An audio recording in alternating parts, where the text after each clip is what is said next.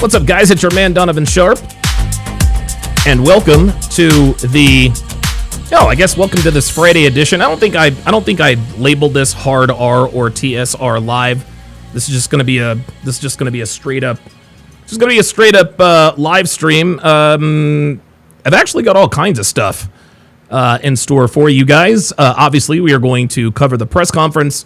We're going to talk about Tyler James Robinson, who has been booked for the murder of Charlie Kirk, the assassination of Charlie Kirk. They are charging him, I think, with aggravated murder and a couple of other charges, things, whatever the case may be. Oh,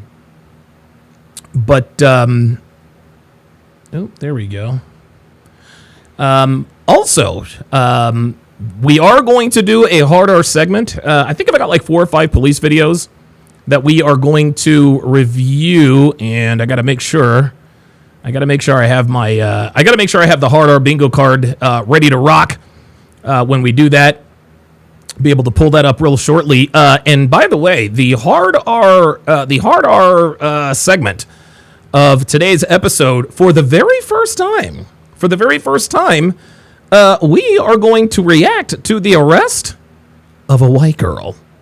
We're going to react to an arrest of a white girl. Obviously. Is this a snow bunny situation?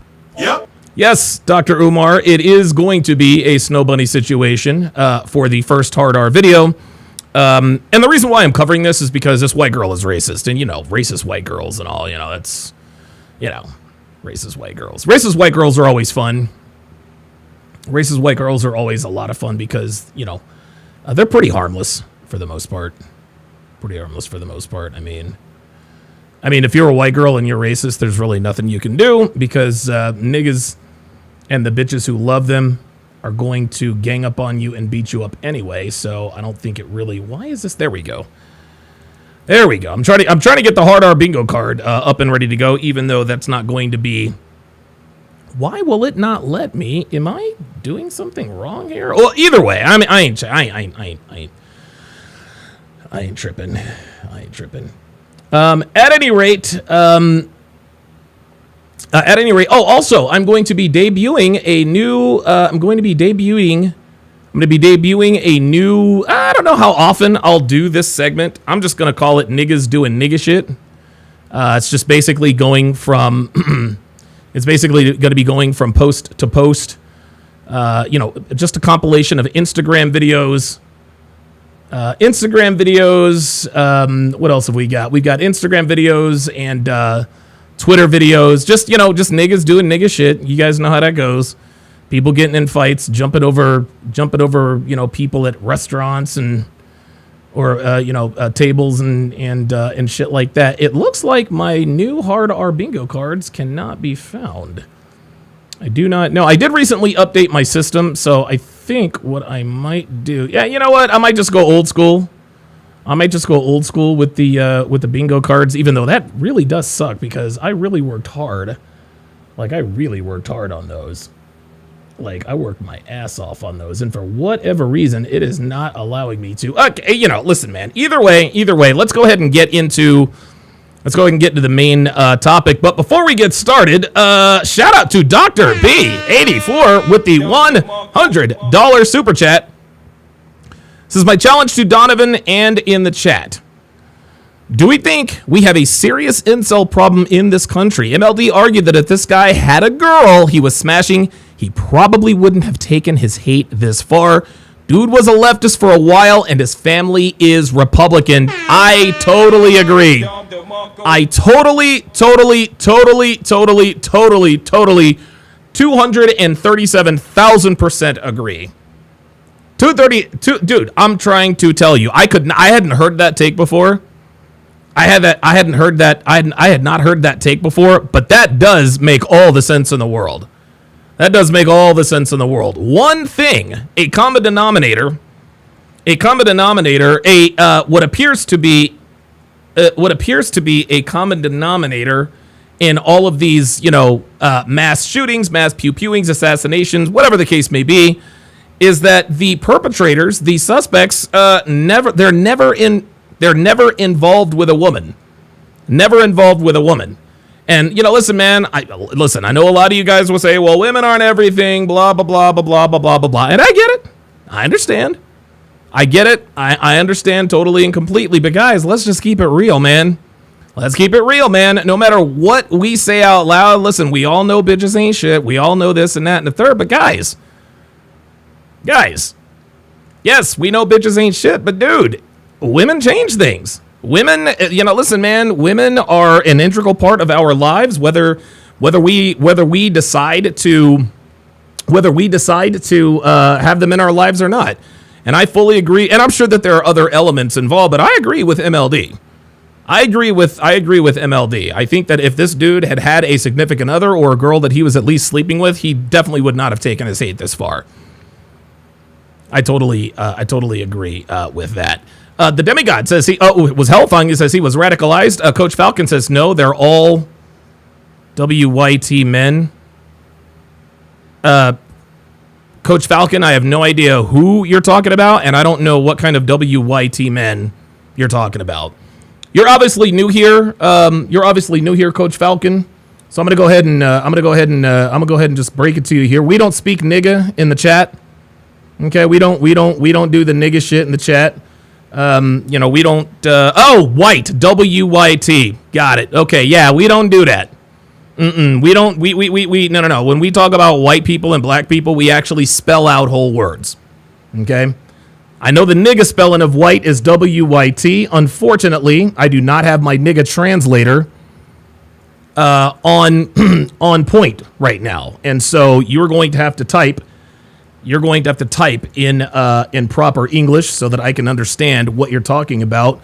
I will say this: if you are talking about no, they're all white men, that still leaves some questions to be answered. Who are all white men? Just gotta let me know.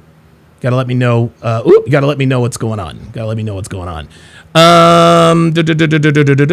Hey, Bryce Friday, member for 54 months. Says Hellfong checking in. Yes, Hellfong, one of the few TSR original OGs. He's up there with Dr. B84, Miami J Blaze. A lot of you guys in the building. Good to be back. Good to be back on the air. Very, very, very much looking forward to. Okay. Very much looking forward to today's. Very much looking forward to today's broadcast. Like I said, I've got a lot in store for you guys. But what we're going to do, guys, is first we are going to discuss Tyler James Robinson. And I've already seen. I actually watched part of the press conference. I actually wanted to come on and react to it live. Unfortunately, I had puppy duty today. And Fernando, holy moly, Fernando has officially hit the terrible twos, guys.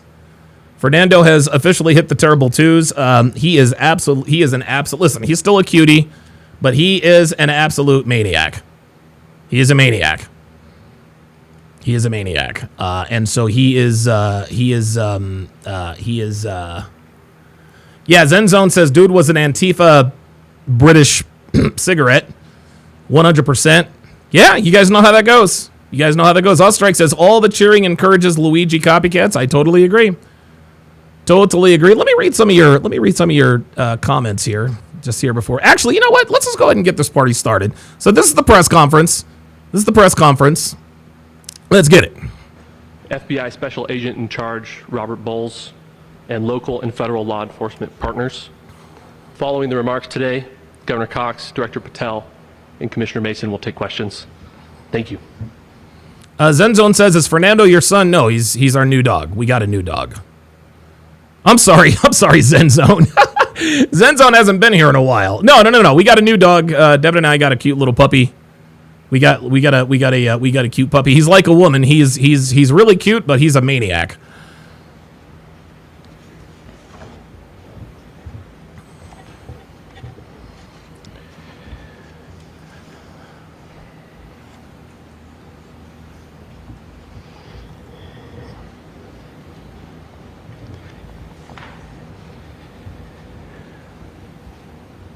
Good morning, ladies and gentlemen.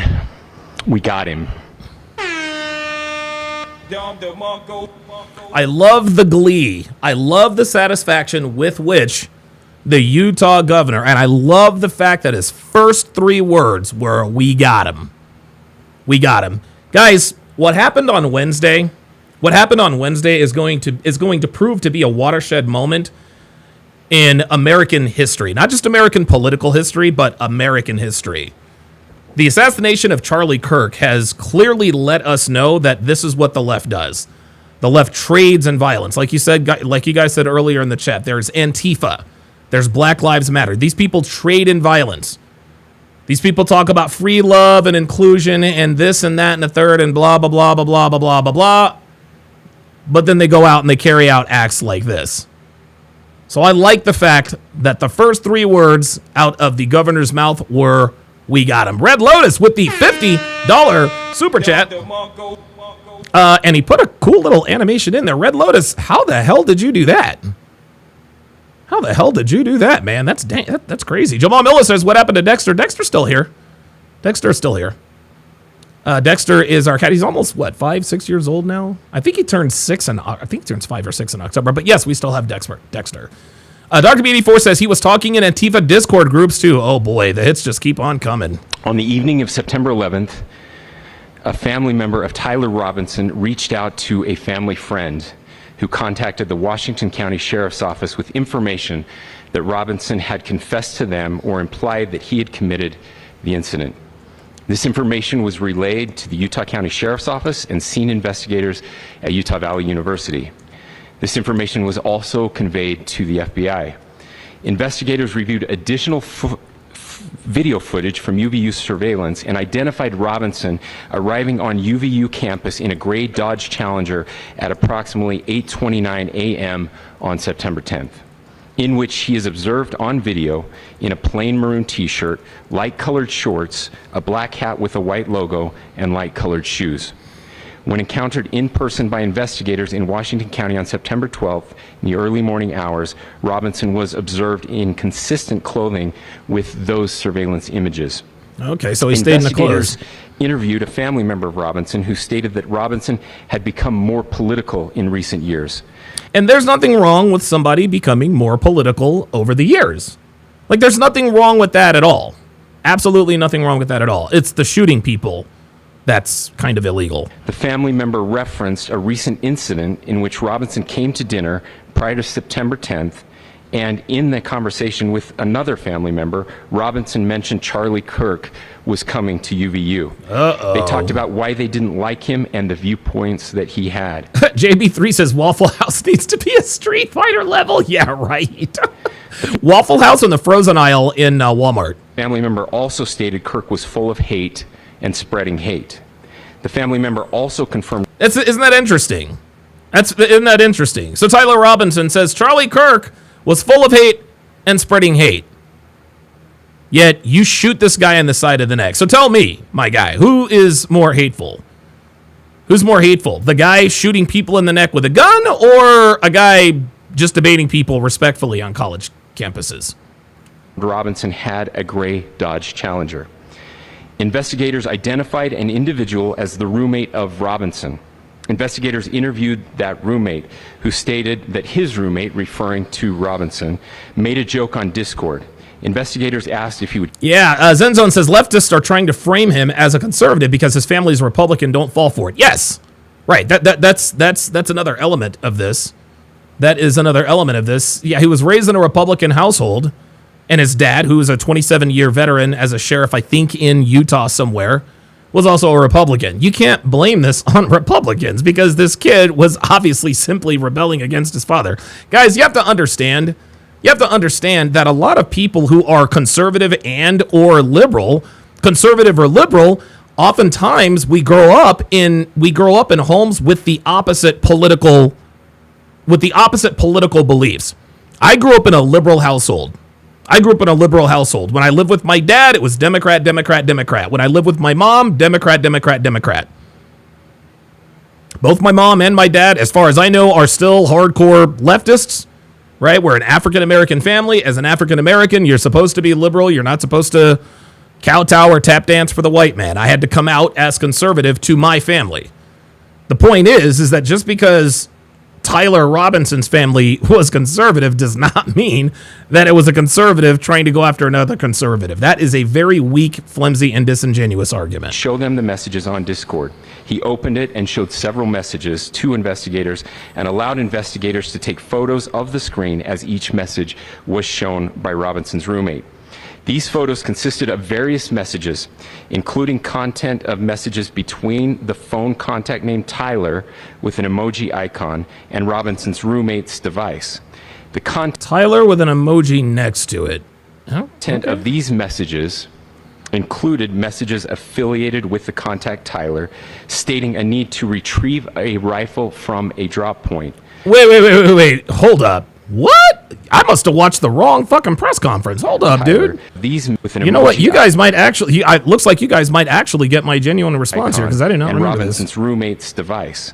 The content of these messages included messages affiliated with the contact Tyler, stating a need to retrieve a rifle from a drop point, leaving the rifle in a bush.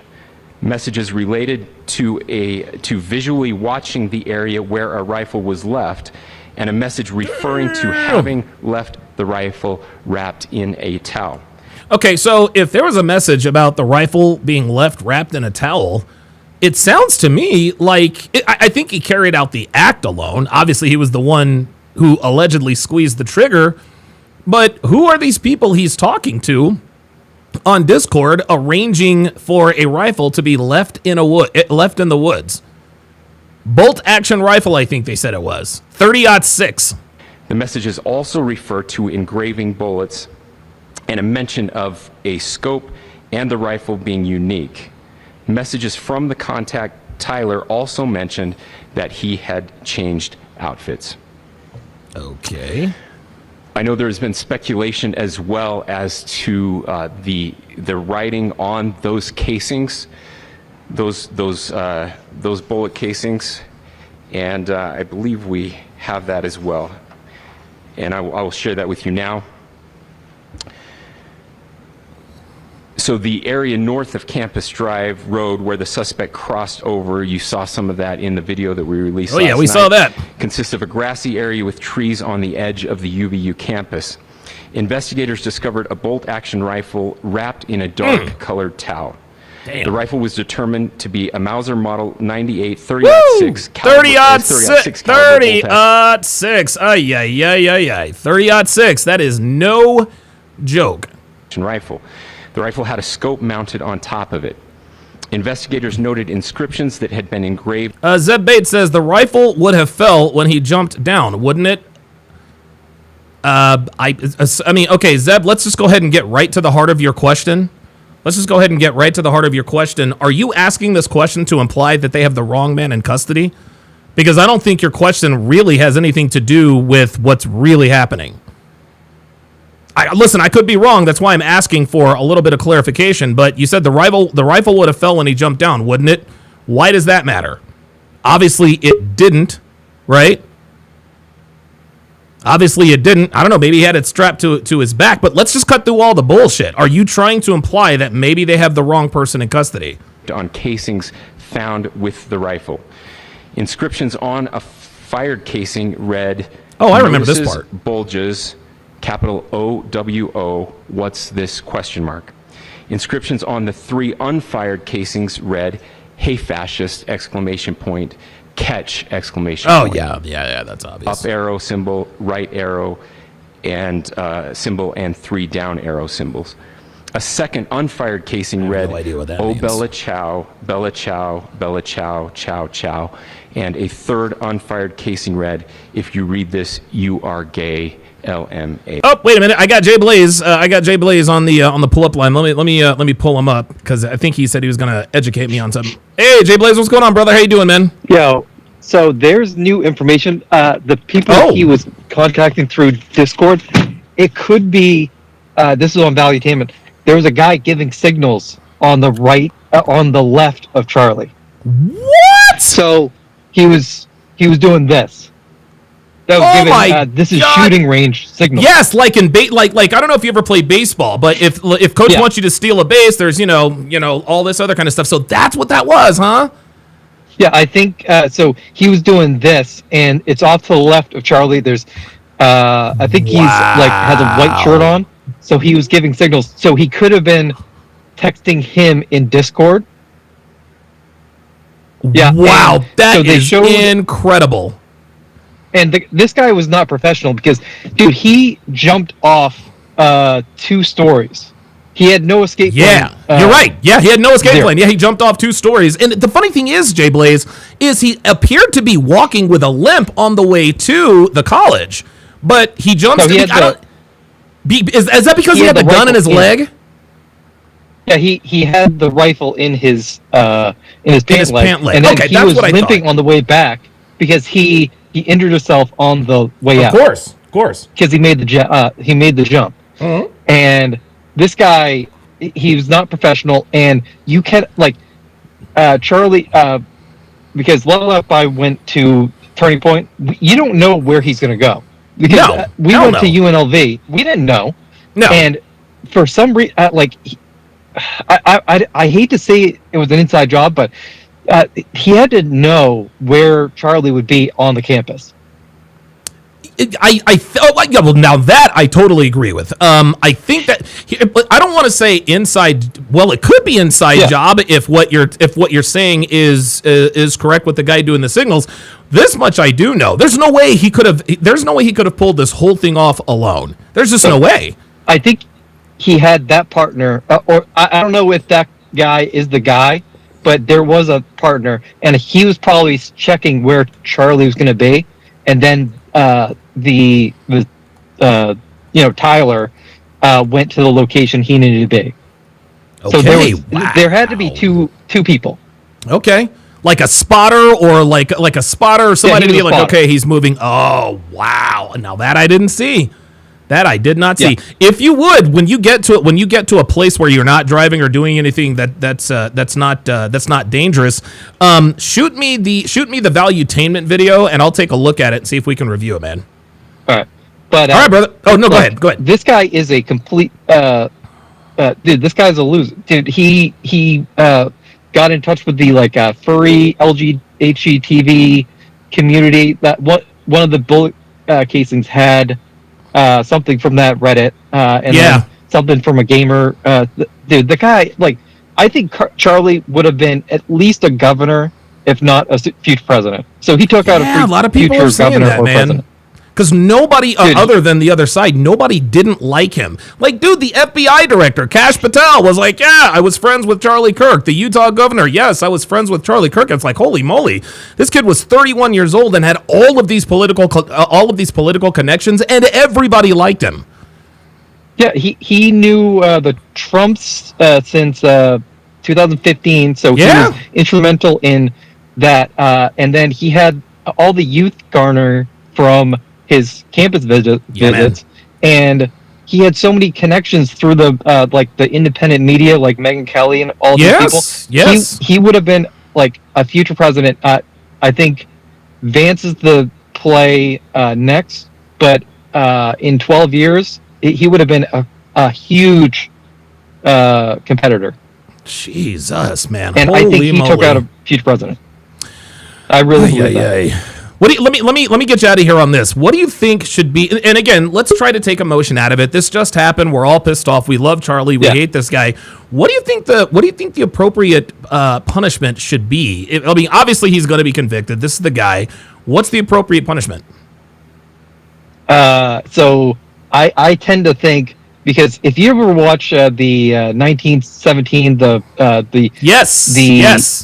Yellowstone. Dude, those people made examples of criminals. Okay. And it kept order. We as Americans, we have so much empathy and stuff. We're being taken advantage of through our empathy, and just we're too culture. I think you should make a public execution. Yeah, I think you should make it public and make it clear this will not be tolerated. Right. Because dude, these what the left has done, they have empowered a bunch of delusional people that need like like the trans stuff. They need their drugs, and you're making them into if they don't win, it's a matter of survival. It's a matter of survival for these people. They made it on that basis level, and you need to make it clear this will not be tolerated. The political violence, it will not be tolerated. For anyone who objects to this, I don't think we should do a public execution. I'm sorry. Charlie Kirk was publicly executed, right? Eye for an eye. And listen, man, a lot of people say an eye for an eye leaves everyone blind. No, not necessarily. Just make sure your eye is not getting plucked out. And if you take somebody else's eye out for taking somebody else's, that ain't you. And dude, what hurts even more, his kids were there. His wife was there. The daughter wanted to, when she heard the noise, wanted to run up to him. That is heartbreaking. Oh my God. And I did not even know all that. Like, and dude, he won't be able to walk her down the aisle. He's not going to be there for the first day of school. She's only going to know him from his videos. And it's tragic. Jesus Christ, man. And this guy was like completely radicalized by either college or his going down like the Reddit whatever. Yeah, the Reddit rabbit hole. Yeah, dude, of course. If he had a wife or a family, this would have never happened. I agree. Like I completely agree with MLD. Like attachments, family, keep people like because this guy had nothing to lose. Nope. He had nothing to lose. Nope, he had absolutely nothing to lose, and now he is literally going to lose everything. Any final thoughts? Yeah, I just, it feels like I didn't know Charlie, but it feels like I lost like a friend. Sure. Because even though I didn't agree with everything, but the guy was a good person pushing Christian values, and he loved this country. Yep. And just it's very sad, and I don't know who takes his place, if anyone, because I listened to Donald Trump Jr. He's like he talked about all the things Charlie did, and it's just sad because Charlie's one of one, man. I don't think you can ever replace him. And some say he's not going to be a martyr, dude. He already is. Yeah, he was an older brother to all the Gen Z conservatives and all the younger people, and he was the future of the movement. The JD Vances, he was the future of the party. Yep. So not only was he the older brother to the young people, he was the future of to be their the president. People. Yeah. He was their president. And they took him out. So I think he will be a martyr, and it's sad because no one deserved to have it that public. Dude, that was grisly. That was the most gruesome. Dude, that's probably I don't know, man. I can't think of an internet video, and I've witnessed violence, up close and personal. Dude, even though that was on my screen, that was horrific. I've probably watched that clip 100 times. It's almost like when you get into a hot tub, it's really, really hot, but eventually you kind of get used to it. I still can't get used to that clip, man. That's how graphic that was, man. And I think Charlie would have wanted to be remembered for his debates and being respectful in conversing with people. And is he going to be remembered for that grisly moment? So I hope people remember him by his debates and stuff, and not that. But I hope the daughter didn't see that. God. I really hope she didn't see that. If she saw that, man, God help her, God help us all, man. Thanks for stopping in, man. I appreciate it. That is brutal. Yeah, it's just. All right, Real Rain 89. I see you here in just a second. Let me address this here quickly. We have a dumbass in the chat. And guys, anytime, and Real Rain, just please stay with me here. Anytime there are events like this, there's always one person who comes out and says, well, I don't necessarily think they got the right guy, right? So Zeb Bates, I called him out, and I figured this is what he was getting at. He says, well, He says the rifle would have fallen when he jumped down, wouldn't it? And then I asked him, are you trying to imply that he didn't do it? Yeah, I think he was a decoy, if anything. What the fuck evidence or proof do you have of that, bro? Like, dude, I swear to God. Dude, Zeb, you are being a contrarian for contrarian's sake. There's always a group of people. I can promise you there were people who probably said, well, maybe Casey Anthony didn't kill Kaylee Anthony. We all know Casey killed her daughter. We all know Casey killed her daughter, but because you want attention, you're going to be the one to go against the grain. Tyler, whatever his name, Tyler James Robinson, 1,000% killed Charlie Kirk.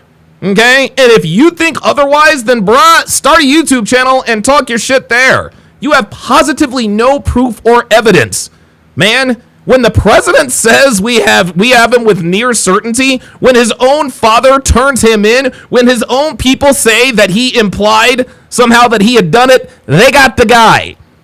Okay, I am not Mr. Conspiracy Theory guy, okay? You're gonna have to come with more. Well, I think no, bruh. You want to be special. People like Zeb Base simply want us to think that he knows something nobody else knows. Okay? Zeb Bates wants us to think that he's smarter than the rest of us. Zeb Bates wants us to think he's reading between the lines. Well, to me, it doesn't sound like bruh. The clothes match. Dude, the clothes match. And when all the forensics come back, they're going to match. Like, dude, I swear to God, there are some people out here, guys, and I'll be with you here, Real Rain. Just stay with me. There are a lot of gullible people out here. And for those of you who don't know what gullible means that there's people out there who believe everything they see and hear. But then we have people like Zeb Bates who don't believe anything they see or hear. And you know, the interesting thing is people that pretend not to believe anything they see or hear, it's always the same kind of person. They want us to think that they know something nobody else does, or they thought of an angle that nobody else thought about. Okay? Bruh, it's been less than 24 hours. Well, wait a minute. Hold on. It's been less than 24 hours since they took this dude into custody. But all of a sudden, you know more than the FBI does? Dude, shut the fuck up. Always somebody that comes in and says, well, maybe they... You mean to tell me the FBI, CIA, and whatever... Come on, man. And here's the thing. Don't come at me with, are you telling me that there haven't been other setups and decoys and this? Yes, there's been cover-ups and government espionage and all that other kind of stuff. This ain't one of those times. So stop it with the it's possible. Is it possible that Tyler Robinson didn't do it? Of course, but it's not likely. And you're a fucking man. You're a fucking man. You're supposed to base your opinions on probabilities, not possibilities, dumbass. Fuck out of here. All right, let me add Real Rain 89. What's up, brother? I don't think I've ever talked to you before, man. Unmute yourself, please. Oh, wait, hold on. Oh, wait a minute. Did I unmute you? Can you hear me? I can't hear you. So what I'm gonna do? I'll tell you what. Drop out and then jump back in. A lot of times that fixes it. Ken Rose with the $2 super. Oh my God, I am a fucking idiot. Did you guys hear what I just said? I said Ken Rose with a $2 super chat. Oh my God, Ken Rose with the $50 super chat. Jesus fucking Christ, I'm an idiot. Greetings, Donovan. What the hell, America? Regardless of anyone's political or partisan views, affiliation, etc., on that basis alone, nobody deserves to be erased, especially in such a brutal manner, in front of a crowd and family members. R.I.P. Mr. Kirk. Yes. Yeah, I'm going to have to give myself the... A grenade. Mac with the $10 Cash App. Says his family admired Charlie. I am envious. Yeah, dude, Charlie's family. Oh my God, that's the honestly, man. Like that's the thing. Okay, let me see if Real Rain can hear me. That's the thing that really. That's the thing that really hurts. Because, dude, he's got a 3-year-old daughter. I think a 1-year-old son. Oh, it's just so sad. It really is. All right, can you hear me now? I can hear you. Can you hear me? I can hear you. I got you. All right, what's going on, brother? How you doing, man? Hey, I just want to say thank you, Donovan, for having me on, and bless you all to the chat. I just want to say, I know in situations like this, that's easy for us to all go to conspiracy. But, you know, if we look too deep into it, evil doesn't really think that well. Nope. They're not that. Yeah, it's not that complicated. Yeah, so as much as, like, I'm the biggest conspiracy guy in the world, trust me. But this situation is I think it's just a matter of we're in a spiritual warfare right now. Yeah. Well, not only are we in a spiritual warfare right now, Real Rain, we're in a culture war, man. This isn't, and honestly, I don't think it comes down to Democrat versus Republican, white versus black. I think this is good and evil, man.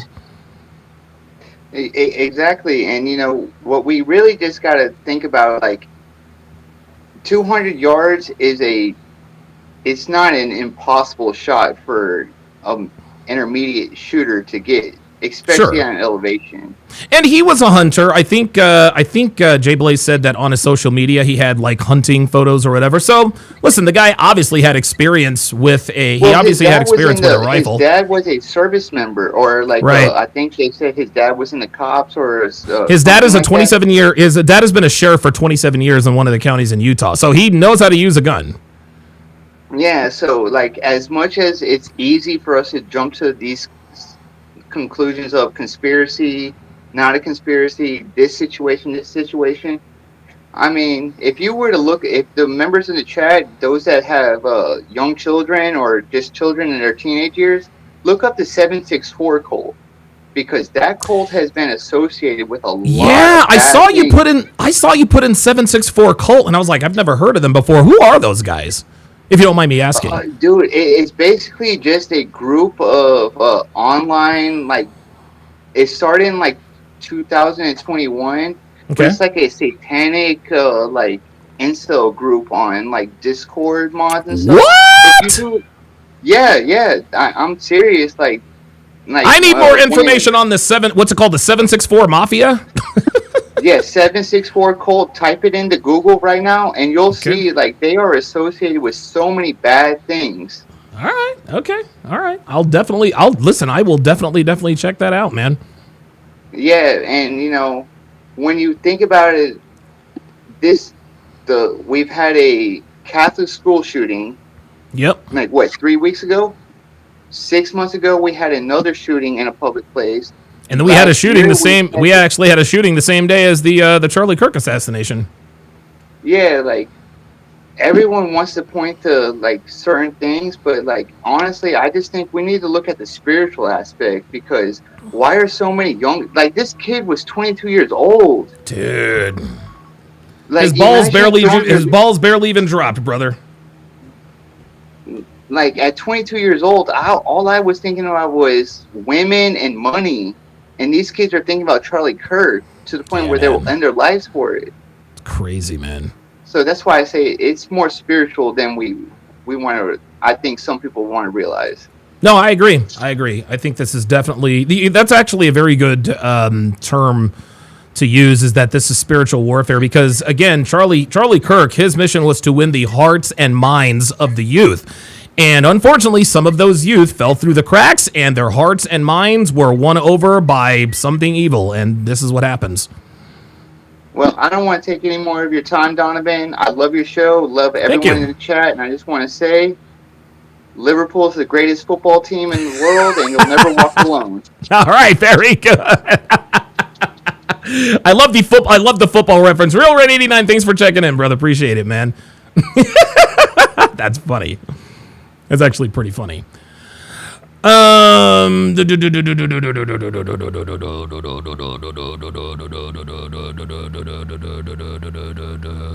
on a second. Zeb Bates says, until I see more evidence, I still stand on my point. You can't make me think otherwise. It took 3 days, so I need more proof. Well, thankfully, Zeb, the jury is not going to be filled with dumb motherfuckers like you. See, Zeb Bates, guys, what you guys got to understand, the reason why people like Zeb Bates exist and talk a bunch of the shit that they do, number one is because they want to feel special. They want us to think that he is smarter, or he knows something that we don't, or that he sees something that we don't. We see these dumbasses all the time. Number two, Zeb is a victim of the crime show epidemic. I know a lot of you guys have probably never heard of the crime show epidemic, but Zeb, unfortunately for you, you've watched a little bit too much. You've watched a little bit too much Law and Order, right? You've watched too many detective shows. What you guys have to understand is when you're watching these detective and these cop shows on TV, in order to get a conviction on TV, they prove guilt beyond all reasonable doubt. Like there is, like, dude, they have all of the evidence, all the proof, and there is absolutely zero doubt in their minds that the dude is guilty. Well, guess what? In order to get a conviction, you don't need to prove guilt beyond a shadow of a doubt. The burden of proof is guilt beyond all reasonable doubt. And the reason why they say guilt beyond all reasonable doubt is so that chuckleheads like Zeb don't come in here and say, well, until I see the forensic evidence that 1,000% ties him to the school shooting, or to the shooting, unless I see evidence that gives me his name, his face, his blah, blah, blah, blah, blah. Bro, you've already seen enough evidence and you know it. You're trying to be smarter than the rest. So if you need to see more evidence, that's fine. The rest of us are going to move on and know and understand that Tyler Robinson is absolutely guilty of this crime. If that's not something you want to accept, fine. But you're not going to talk. You're not going to. You're not going to be stubborn in here, right? So you can fuck off with that. You can fuck off with that. Like, you can get the fuck out of my chat. Like, see you later. You can't tell me any different. Cool. I don't have to. You go listen, go to, here's a quarter. Call someone who fucking cares. Swear to God, dude, I swear to God, these motherfuckers come in here every day. Every time there is something that happens like this and somebody gets caught, there's always somebody who says it wasn't him. It was somebody else. It's a conspiracy. They did. Bruh, you ain't that smart. You don't know that much. You know as much as we do. And the burden of proof in a court of law is guilt beyond all reasonable doubt, not guilt beyond the shadow of a doubt, dumbass. And that's what you're trying. See, this is what you want. This is what you want the nation to prove, or this is what you want the government to prove. Guilt beyond all reasonable doubt. Well, fortunately for us, and unfortunately for dumbasses like you, that's really not the standard of proof. It is guilt beyond all reasonable doubt. This means they want people who think about the probabilities and not the possibilities. Is it possible that Tyler Robinson didn't do this? Absolutely. It's not. It's not probable. Stop it. Give me a fucking break. Maybe until I see more evidence. You know what? Bet. Wait on more evidence. We're gonna go ahead and make sure this guy gets. We're gonna make sure this guy gets justice while you're back there trying to sort through all of the forensic evidence that you clearly have access to that none of us do. You smart, clever person, you dumbass. We are indebted to law enforcement across the state who's worked seamlessly together, local law enforcement, state law enforcement, and our federal partners with. Your pal says, like, how much do you need? I'll tell you how much he needs. I will tell you how much he needs. He needs enough evidence to prove guilt beyond the shadow of a doubt. He wants the dude. Here's what dudes like this. Here's what dudes like Zeb Bates wants. He wants a blood sample. Okay, he wants 10 matching fingerprints. He wants the DNA evidence on the gun to prove unequivocally that he needs the fingerprint on the trigger. He needs 3 eyewitnesses. He needs a drone. No, because if he's not proven to be guilty beyond the shadow of a doubt, then guess what? He's going to be guilty. With the Federal Bureau of Investigation, we're grateful for everyone who worked together in such a short amount of time to find this person and to bring justice. You can tell this guy's. You guys can tell that this guy is passionate about this. I thought we had somebody. Oh, do we have? Oh shit.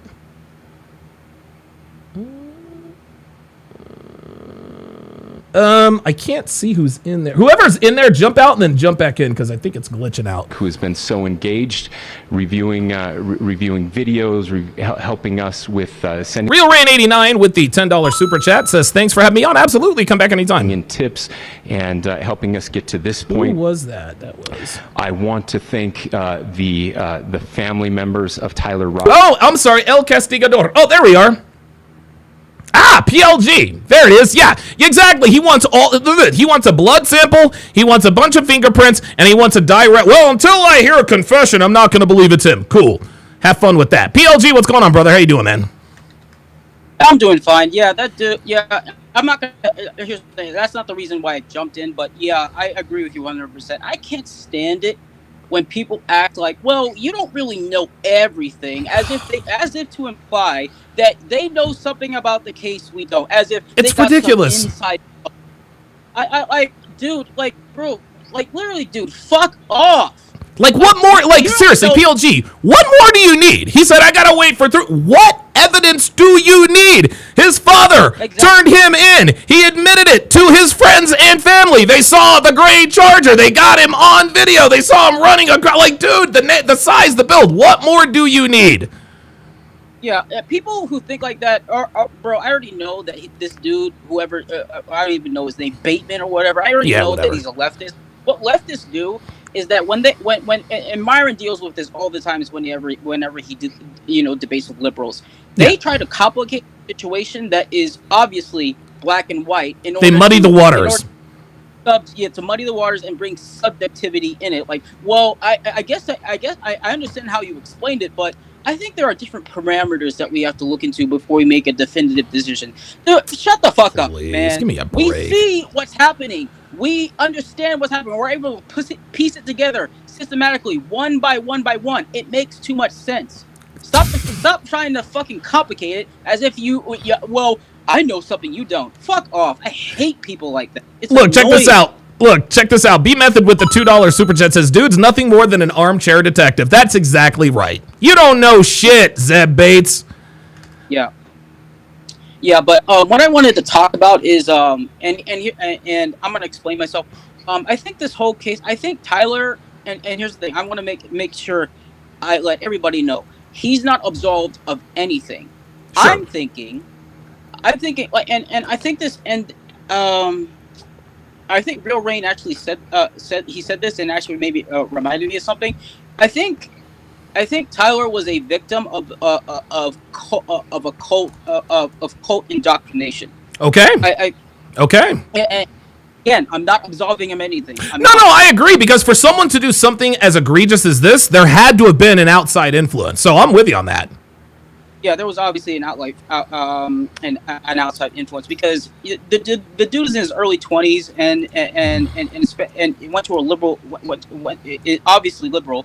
Men like that are very impressionable, and it takes somebody, and this is why I hate fucking cults. Some people who are leaders of cults are very charismatic. They're very charming. They're able to bring people in to adopt their philosophy of how the world really works. But the reality is, it's just their own interpretation, and they think that what they're saying is the end all be all. Now, with this assassination, this was carefully planned. But when he made his getaway, when we saw him make his getaway, that was the one thing that was off to me. Like, and I agree with Dre Raven when he said that there were people in next to Charlie giving the guy signals. I saw that clip too. I was like, did you? Okay, I'm gonna review that here because I've got the clip now, thanks to Jay Blaze. I'll do that next. Yeah. Oh, I think it was Jay Blaze, not Dre Raven, that said it. My bad. Sorry. That's all right. But yes, and I'm cult indoctrination, man. Yeah, I think this guy was. Yeah, they definitely planned this, but that one part where he made his getaway, that didn't make sense to me. And then I realized, oh shit, they made this guy a patsy. They convinced him to do the shit. This is what cowards. This is what cowards do that are leaders, especially in cults. Okay. They have their followers do their bidding, and then the dirty work. Try to distance themselves. Yep, they have them do the dirty work, and I don't know, it just makes sense to me, because it's like, okay, so you give him the signals to you have the gun to shoot Charlie with, you have the time and place that where Charlie is, you're in there in the booth with him, supposedly, I'm not going to say definitively, giving signals to give Tyler ahead. Okay, you're good now, shoot him. But then a retarded ass getaway? No. I think they told him, hey, meet us at that side of the building. We're gonna get a car for you. Just wait there, and then we'll take you. But there was no car. No. There was no car. Because it makes sense for unless they're absolutely desperate to make a last minute decision to just jump from a 2-story building. That doesn't make sense. No, that makes zero sense. He didn't think that through. Yes, he was. I think he was expecting somebody. I think they told him, whoever his accomplices are, hey, we're gonna have a car, or we're gonna have a means of transportation waiting for you at this side of the building. Make sure you're there. But he, or at least a ladder, something. Shit. Yeah, I saw how he's moving when he jumped off the building. He was frantic. I think he was waiting for somebody, and then he realized that people were closing in, and he said, "Okay, I got to go." Wow, I've never thought of that. Oh, that makes perfect sense. Oh, wait a minute, Captain Stransky, he did walk there though. And you know what? And the thing is he said, and here's the thing, he did walk there, guys. He did walk there, but his gray Charger, I think, was already on. No, they said his gray Charger was in the area, so he walked to campus and then walked off campus. And I don't know that. I think the reason why he probably did that was so they didn't get a description of his car. Yeah. And I think they were gonna have a different car pick him up, but because they know if they were to look at him, they would know the type of car he has by just looking at him and seeing what cars is on. But an unknown vehicle, and honestly, you can get a car anyway, as long as you do it surreptitiously. You can have a foreign car, it's not registered. So I think that's what they told him, but I think they set him up.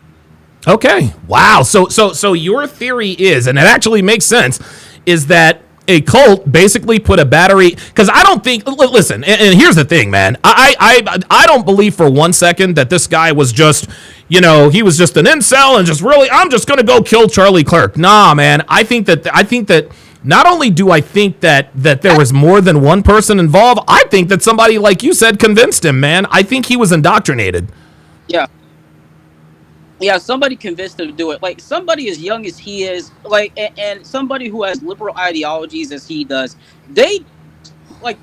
most of these guys are fucking cowards. They don't have the resolve to do this type of shit. They don't. They yell and they scream and everything like that, but as soon as violence comes, they go running. Yeah. I'm thinking somebody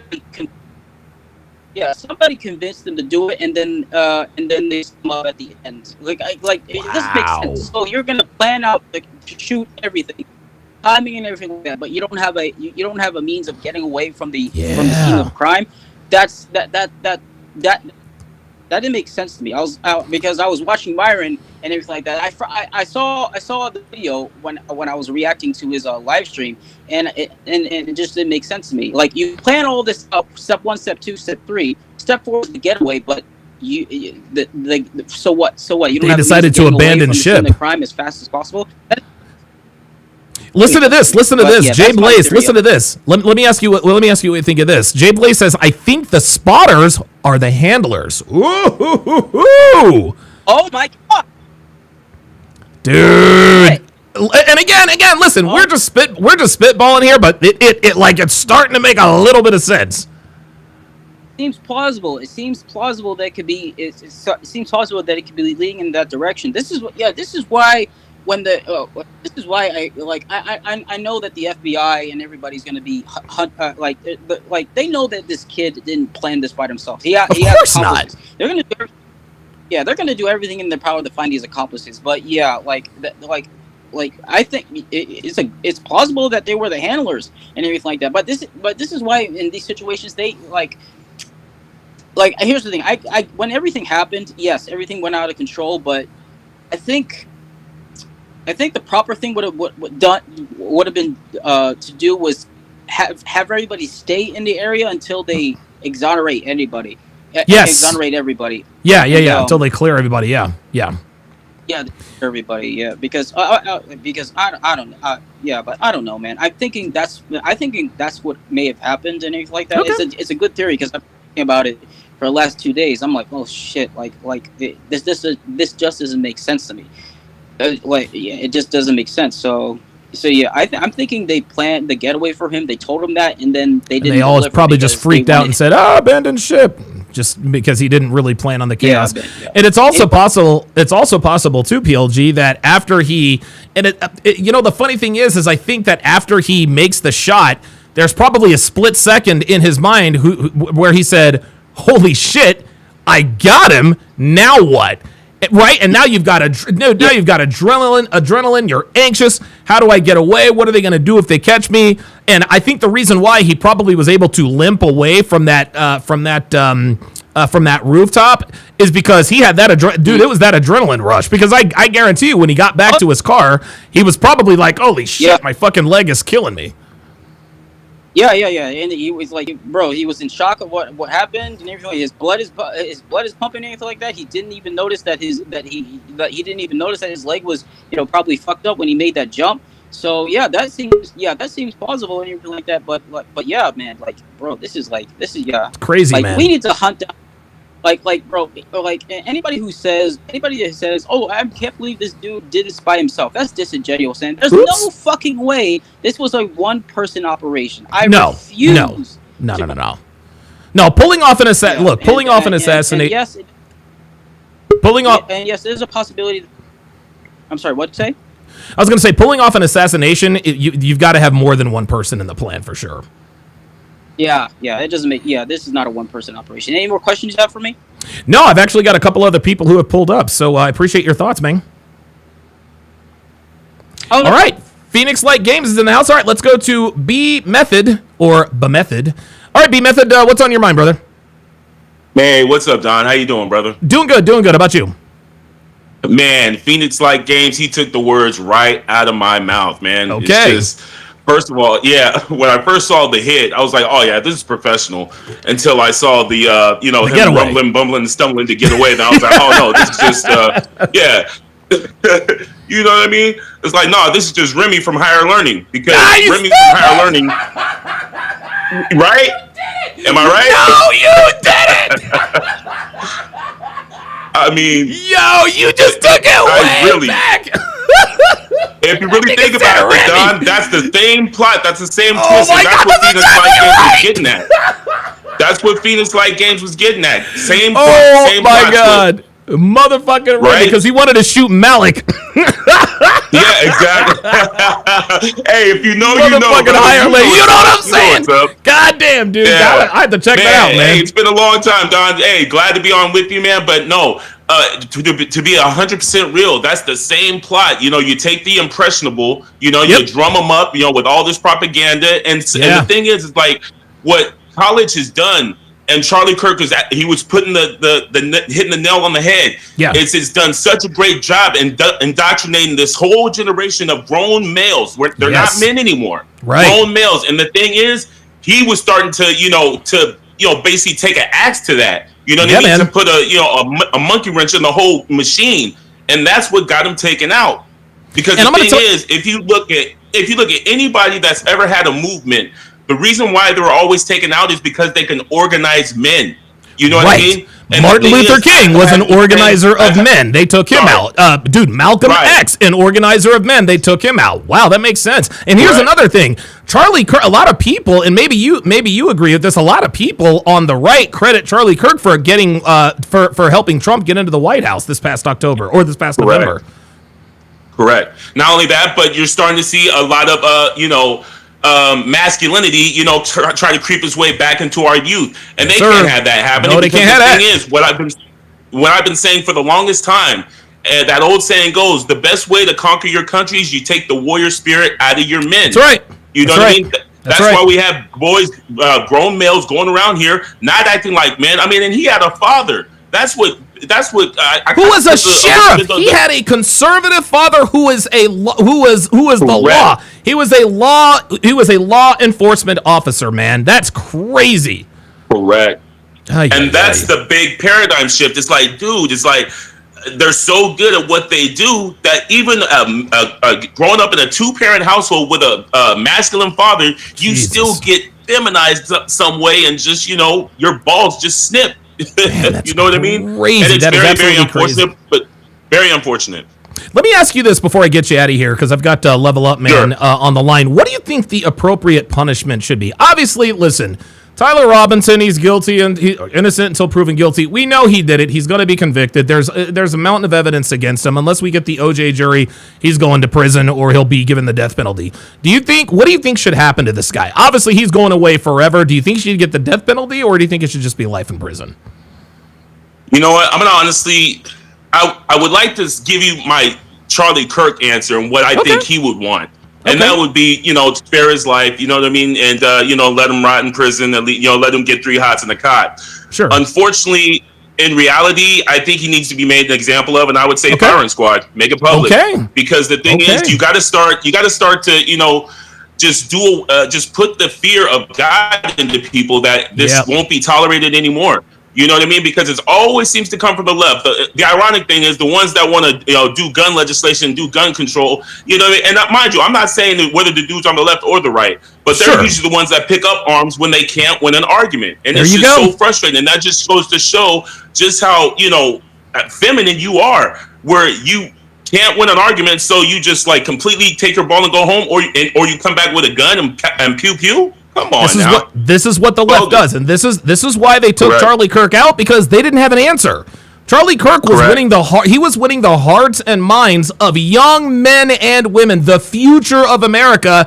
And dude, they're out there. They're like, yo, we cannot let this dude reach the age of 35 and be eligible to become the president of the United States, because he will probably win. Dude, and I'm telling you, I did not realize how, and I've always known about Charlie Kirk. Obviously, the Tristan brothers are close to him. Myron talks to him all the time. Candace Owens, blah blah. And I knew that he rubbed elbows with Trump and Candace Owens and all that good stuff. I had no idea he was this influential, because person after person to a man have all told me, dude, this guy was going to be the next president of the United States.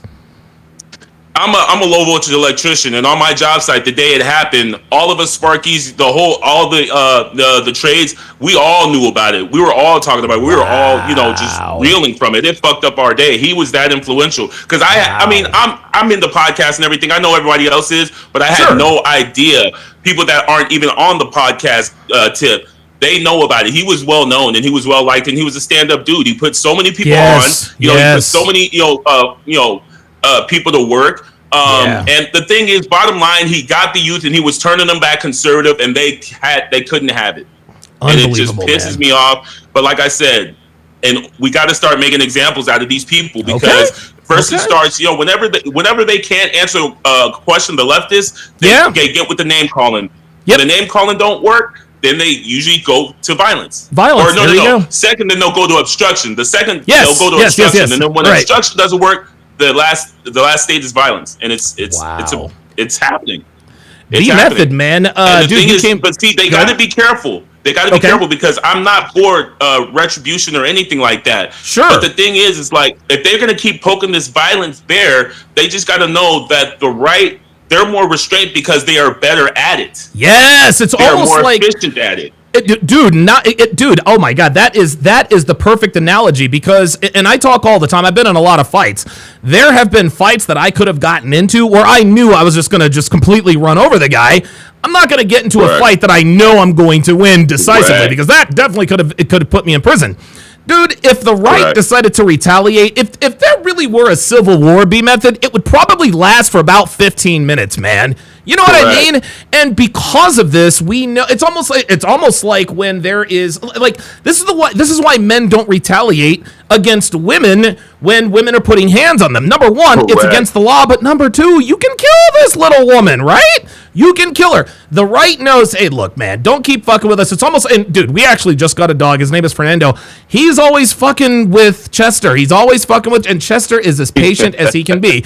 Every once in a while, Chester, he'll bare his teeth, and Fernando kind of, creeps off. But guess what? Fernando still creeps back, and he starts fucking with Chester. So when Chester puts teeth in his ass, that's what's going to send the message. Probably along the same lines as the right versus the left here. Correct. Hey, man. Well, I won't take up more of your time, man. Hey, it's been good. It's good seeing you, brother. Good to be on with you. And it's been a long time, man. We love you. Keep doing what you're doing, brother. Appreciate it, man. That was B Method, #Remy. Wow. He brought up Remy from fucking Higher Learning. Level up, man. What's going on, brother? How you doing, man?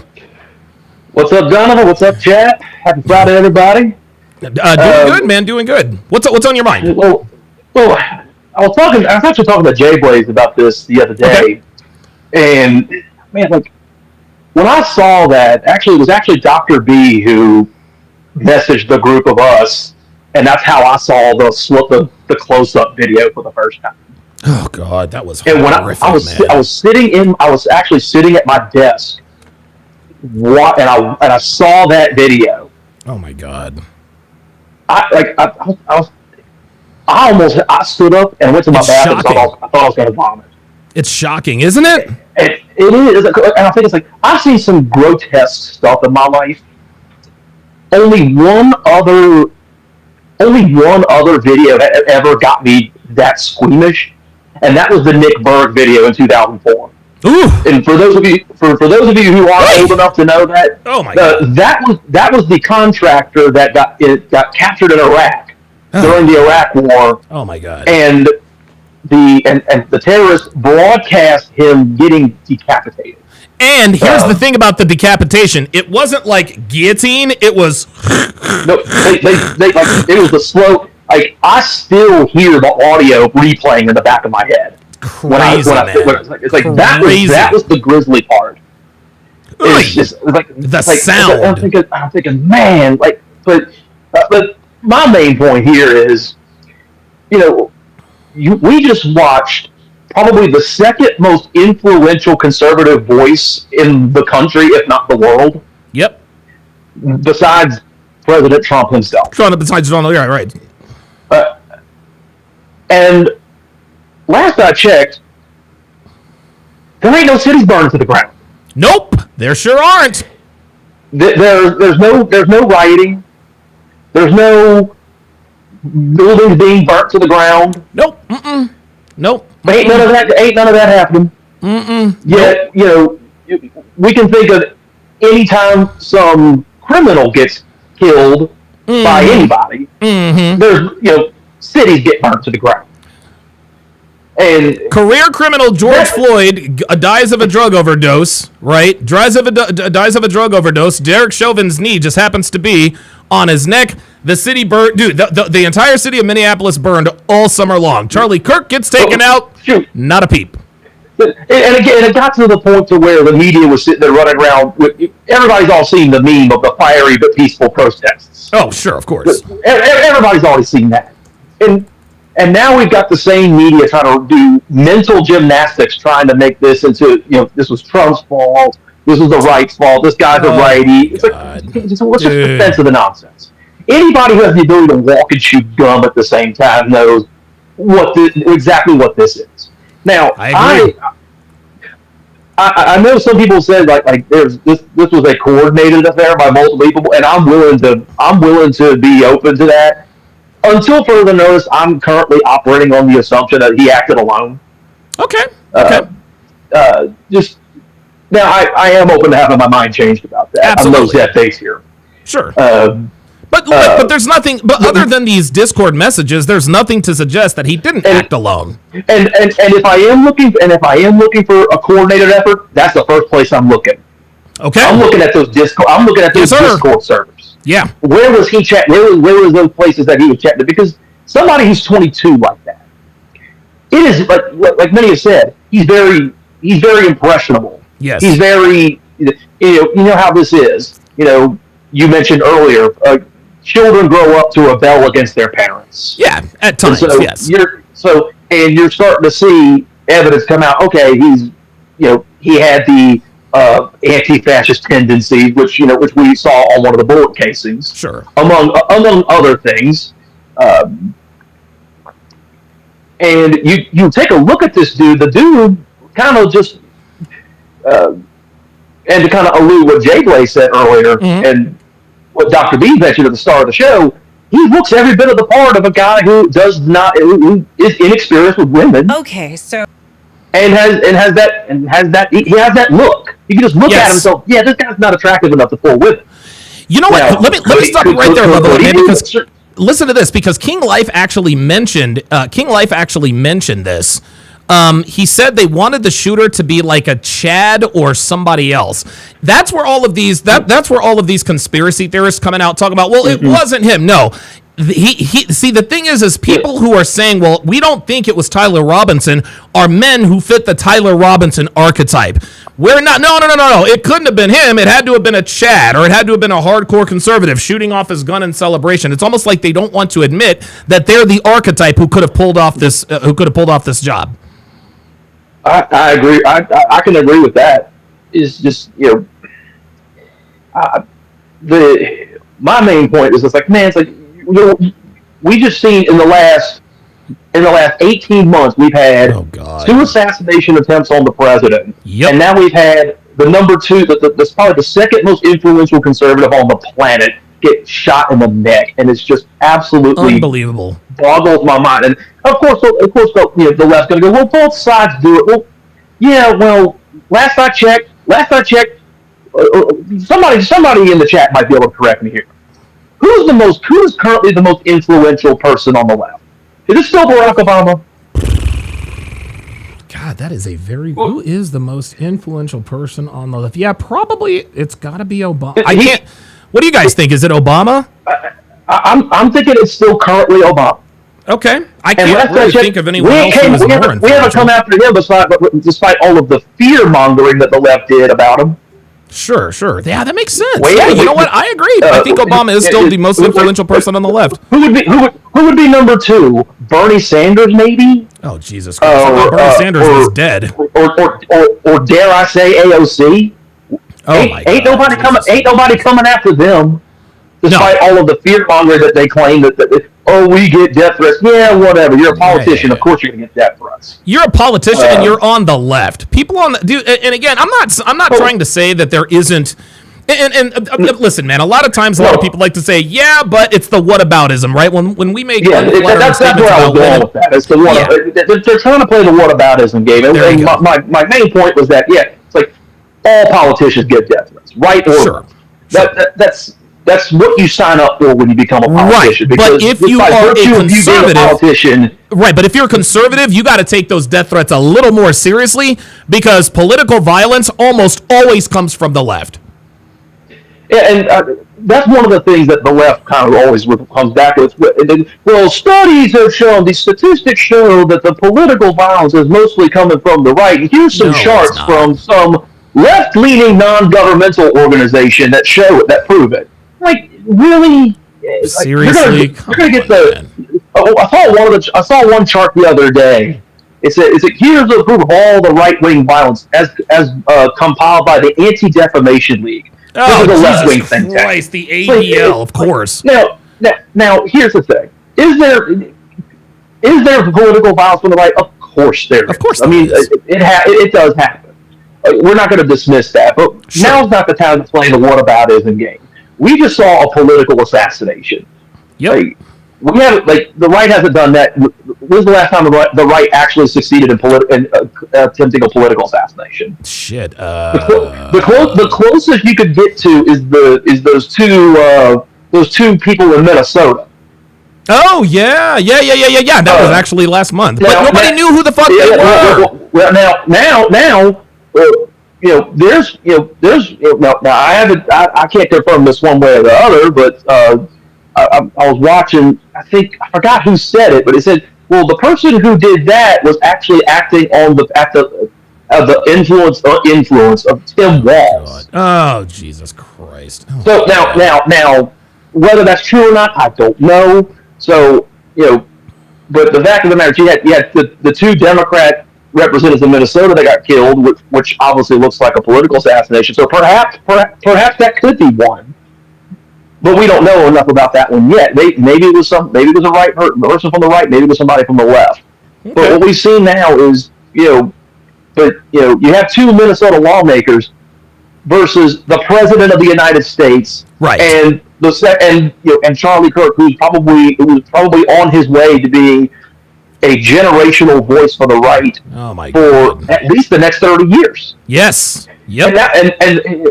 And what was really amazing about him was that he was going directly into the belly of the beast. Because that's where that's where it happens. That's the breeding ground for this kind of mindset, man. That's where they do it. I mentioned this earlier in the chat. I went to college in the early 2000s. Okay. at that time, there wasn't really social media to speak of. There was MySpace, and Facebook was in its infancy. Right. So there really wasn't that much of a push for social media, so to speak. Okay. And so, you know, for all intents and purposes, yeah, the colleges did swing more left-leaning, but it wasn't the absolute leftist loony bin that the college institution has become. Yeah, it wasn't nearly as bad then. And I think a lot of that is, you know, it's because we've been basically telling everybody born after 1975, shut up and go to college. Shut up and go to college. Yep. Shut up and go to college. It don't matter. And of course, that was part of Charlie Kirk's thing, was college was a scam. That was one of his big talking points. Yep, that's right. Because we were most of us were sold a lie. And I mean, this is somebody who graduated college. Right. I knew even then. It's like half of the kids that are going to college should not be going to college. No, myself included. I should never have gone to college. And now you get a whole bunch of kids who go to college, rack up these ridiculous loans, and they effectively become wage slaves. Yep. For the next 10 to 15 years. No wonder we're not having. No wonder the birth rates are falling. Among other reasons. Among other reasons. Yeah. It's like, all right. Listen. I got to move on, but I want to ask you this question: what do you think the penalty should be? Should he be convicted? I mean, listen, I'm getting a lot of people suggesting public execution, firing squad. Where do you stand on that? I am mostly in agreement with the rest of the chat. It's like an example needs to be made. Okay. And normally I'm somebody who is more like, it's better that he rot in prison and let him just, wallow in his own isolation and let him lose his mind in isolation. But an example must be made. And, if it was me personally, firing squad's not good enough. But, I won't say that here. I won't say that. But, no, I agree. I think that an example has to be made. Okay. Be it firing squad. I've always been somebody in favor of, for high-profile cases like this should be on pay-per-view.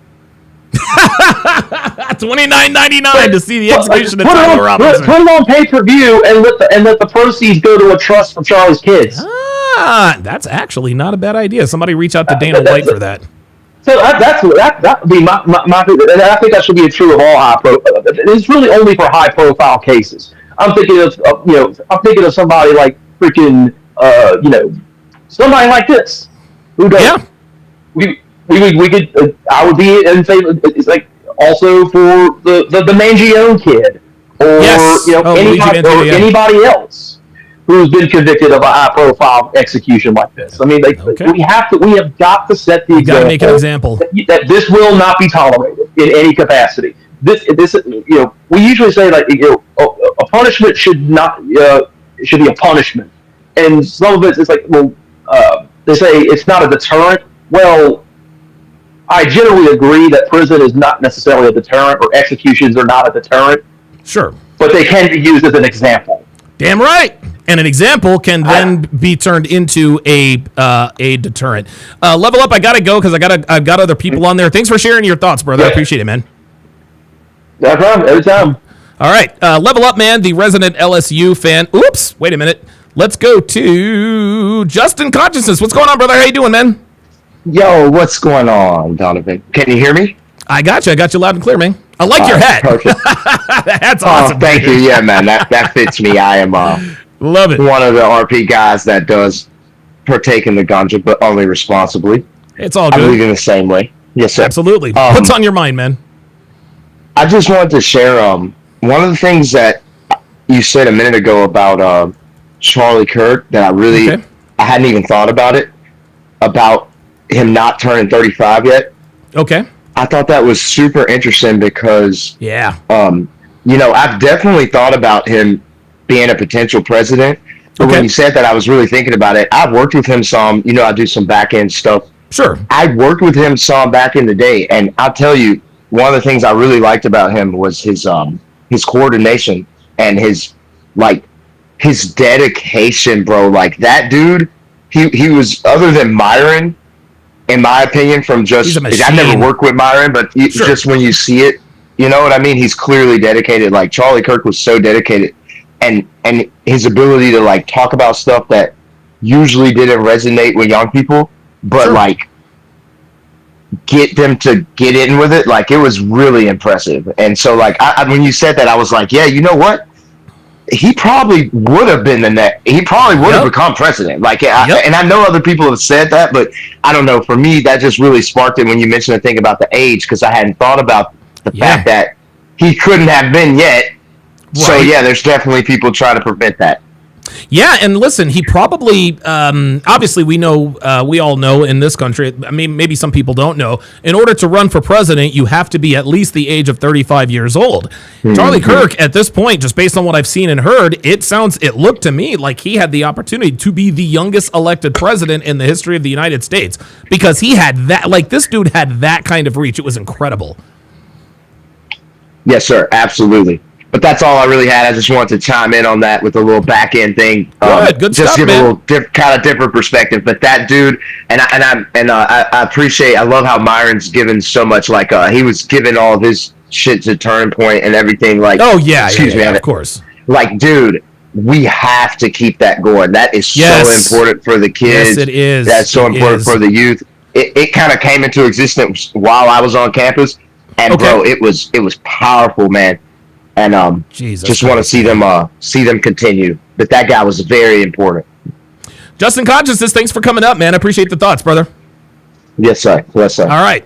Very good. All right, let me read a couple of super chats, and then we will continue on. Edward Cross with the $20 super chat. This is a very good super chat. He says, like him or not, him passing has proven his point. Change my mind. That's exactly right. They couldn't change his mind or anybody's mind. They couldn't silence him, so they decided to kill him. Neil McCoy with the $10 or $20 super chat says, leftists have told us who they are for years. When will we start believing them? Yeah, now would be a good time. All right, Bryce, I see you in the pull-up studio. I'm going to get to you in just a second. Real Rain 89 with the $10 super chat. Says, make him sit in solitary with Charlie Kirk speeches playing all day. Yeah, he'd probably choose the chair if that were his options. Okay, with the $5 Rumble rant. Oh, he says the FBI let out the Discord that he was talking to someone, and he informed the person on the other side that he left the gun at the place. I think the other person was supposed to grab it, and I'm assuming he meant after the shooting. Boy, dude, I'm gonna tell you what, man. It might have been, when the truth comes out, man. I think PLG might have been onto something. I think this might have been a botched plan. Johnny Elegant says JD Vance is going to be the next president. Then it was going to be Charlie Kirk. Yeah, you're probably right. You're probably right, because Kirk and Vance were very, very good friends. All right, Helfong, what's going on, brother? How you doing, man? Donovan, it went way too long, man. Yeah, man, it's been a while, man. Where you been? Well, as you know, I was working nights, but that's right. That's right. Are you still working nights, or what's going on with that? Nope, not. Company made a decision, and we're trying to basically shrink their financial losses and stuff. So they couldn't afford it, so I had to move on. All right. So what's on your mind, man? Well, obviously this Charlie Kirk stuff. This is wheelhouse. So obviously I've been paying attention. For quite some time now, and seeing everything that transpired, and the ridiculous pushback you get from people from the opposite side. Oh my God. I mean, you cannot even begin to even understand like how people are so determined to like push this back over onto the right, and it's just ridiculous. And then to see all these people who are purposely like going online and celebrating his death is ridiculous. That's crazy, man. Crazy. I mean, I have seen people taking advantage of the situation of actually finding out who these people are, calling their bosses, and these people are ending up getting their jobs relieved of them, if you will. Right. I mean, my concern is that this is become more of a pressure cooker scenario. Yes. Where both sides are just It's brimming. Look what happened for that candle vigil that happened in Idaho. Look what happened in Idaho. What did happen? I hadn't heard about that. Oh, Donovan, buckle in for this one. Basically, there was a candle vigil for Charlie Kirk. Some guy thought, well, this is my moment to shine, starts speeding through the vigil on an electric scooter and yelling out, F Charlie Kirk. Oh, didn't they beat the shit out of that guy? They no, that's right. Yes, I actually have seen that. I didn't know that happened in Idaho. Yeah, it was a nice welcoming, I guess, in Idaho. Good for them. But, yeah, looking at all this case stuff, and I don't know if you follow the other infos or other news sources that I follow. Obviously, Crowder brought up some stuff. I also follow some other things like the Liberal Hive Mind. I'm pretty sure Tim Pool's talked about it. It's just like this growing trend, and the media and being involved with all of this gaslighting to the public, and we just can't hold certain people accountable. And I know everybody is really big about wanting to give this guy, Tyler Robinson, the death penalty. My take is that I'm willing to let him rot in prison if he can give away the people who have basically coerced him to do this. Yeah. Sometimes you have to catch the bad people to catch the worst people. That's right. There you go. That's exactly right. Yeah, I think that, and you heard the other caller a little bit earlier suggest that it was like the 764 cult. Whether it was them or not, I definitely think that number one, I don't think he acted alone. He shot the gun alone, obviously, but I think that this took some planning between him and somebody else. And number two, there was definitely some sort of an influence that sort of put a battery in his back, because it just, like, what would compel you to climb to the top of a roof, take a 30-06 bolt-action shotgun and shoot someone who almost everyone knows in the neck to kill him? It would take a serious sort of how can I put this, indoctrination. To me, this is unthinkable that someone would actually do this. Yet, it happened. Yeah, I agree 100%. I mean, you can even look back to almost a year ago, or something, when Trump was at his assassination. Yep. Yeah, right around this time. Yeah. Think about it. The same situation, same type of scenario. July. Yeah. Try to take a shot up on top of a roof. It's the same pattern, and I can't believe that this is an oversight by security itself. Why is this not being? Yeah. I don't know. I mean, oh man. There was. I caught a little bit of Crowder this morning, and he had somebody that was, I guess, he was part of the coaching staff there, and they were talking about how they have actual drones they can use to fly over the campus and stuff like that. Oh, absolutely, yeah. Why wasn't that used? Why are these oversights happening? It's a good question. I just, oh man, when I saw the footage, oh my God, I just, it's devastating. Someone had a front view, and when it hit, I just, I couldn't sleep that night. I couldn't sleep.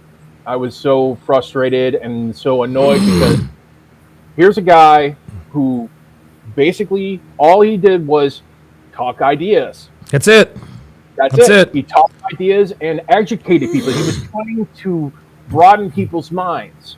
But we're dealing with, obviously, some very deep-rooted, dark, sinister environments that are actually intentionally trying to, I guess, unmake the world and make it into a design that everybody else is more acquainted with or want to have. Their personal wet dream of what they think is socialism, I guess. Yeah. But yeah.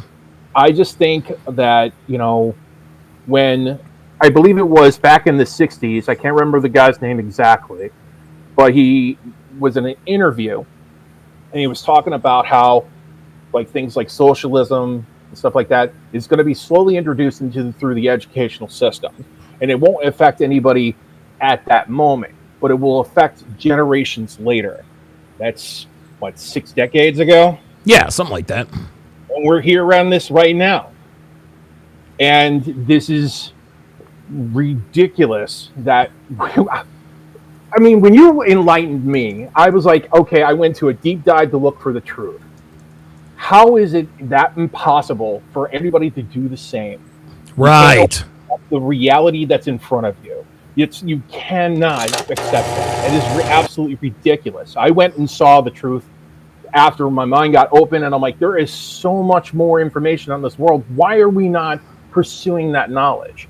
And then here's Charlie Kirk right now trying to give that knowledge, even forgotten history, to bring people up to speed or correct the distortions of history. And every person who challenged him, he outclassed them, he outdebated them, he defeated them.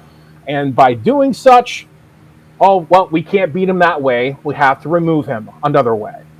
Yep. That's what it was. And again, he said, change my mind. They couldn't change his mind, so they took him out.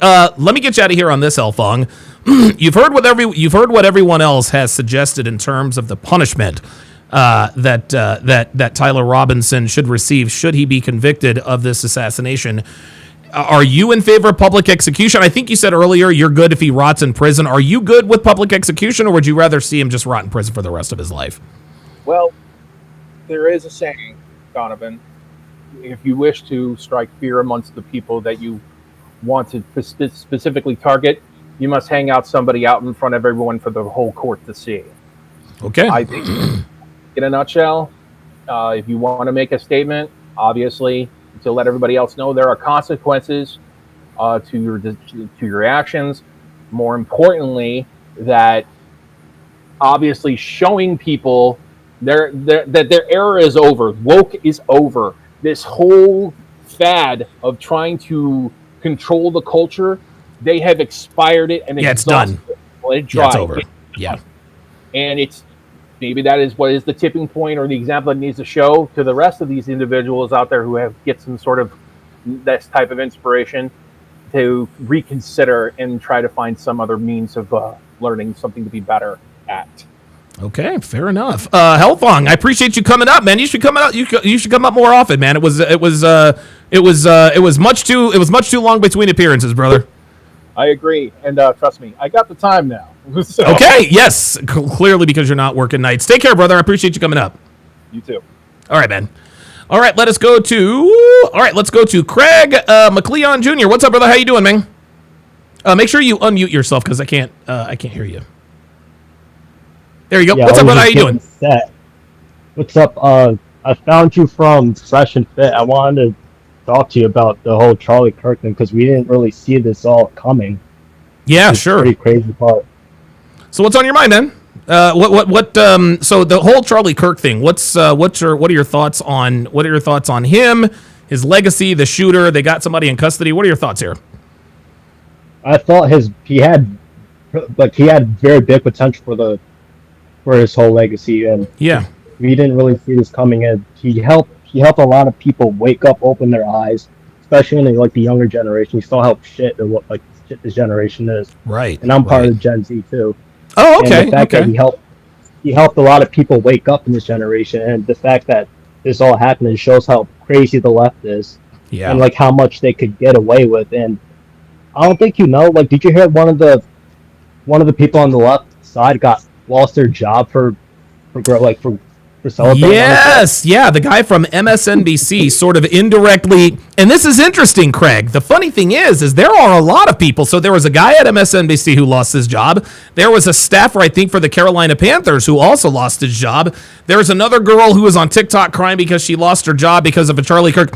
It's interesting. It's almost like people on the left are starting to get a little bit of taste of what it's like to be canceled for being out of pocket. And they're starting to get a taste of consequences, because consequences come on everything, and they don't understand that because they're all we've gotten to this point now where it's okay to have zero consequences. Zero common sense whatsoever. You're a well-spoken individual. My guess is that, did you grow up in a liberal or a conservative household? I grew up in a liberal household. So did I. Is your family still liberal? And if so, how does that work out? It's a long story. I tell you this, I've been watching your Hard R podcast and such. Like I said, I found you from Fresh and Fit. Okay. And the fact I talk like this, I get backlash from my own people, because I come from I come from a black area too. Sure. Where shit goes down. And you've heard all the names: Sellout, Uncle Tom, Coon, all that. Yeah, I've witnessed crazy shit across my street before. I've heard gunshots and such. Oh wow. I've been through it all. And I woke up like when I was 13 years old. Okay. And what was the event that caused you to wake up at 13? Because it's not easy breaking out of that, man. Just going through it at home, school, because I went to a school where there's mostly black kids. And I'll tell you this, it's gonna sound funny. I do look like a nigga to you with dreads. That's all good, man. Listen, as soon as you opened your mouth, I knew it was all good, dude. It's all good, man. And dealing with dealing with it going out in public. Yeah, you're going to get racial profile everywhere you go, no matter if you're black, Asian, or whatever. That's right. And it sucks that our own people, like black people, don't understand this shit. And which is why we're stuck at where we're at, because we're always crying about race and all this person's racist. And they even got to a point where they said Charlie Kirk is racist. I was like, that's not true. He was just telling you what it was. Charlie Kirk is about as racist as Donald Trump. Let me get you out of here on this, Craig.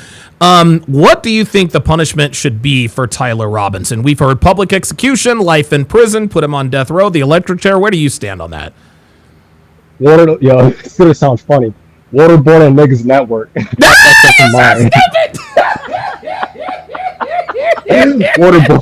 Waterboard niggas live on TV. We're talking about the criminals. Oh my God!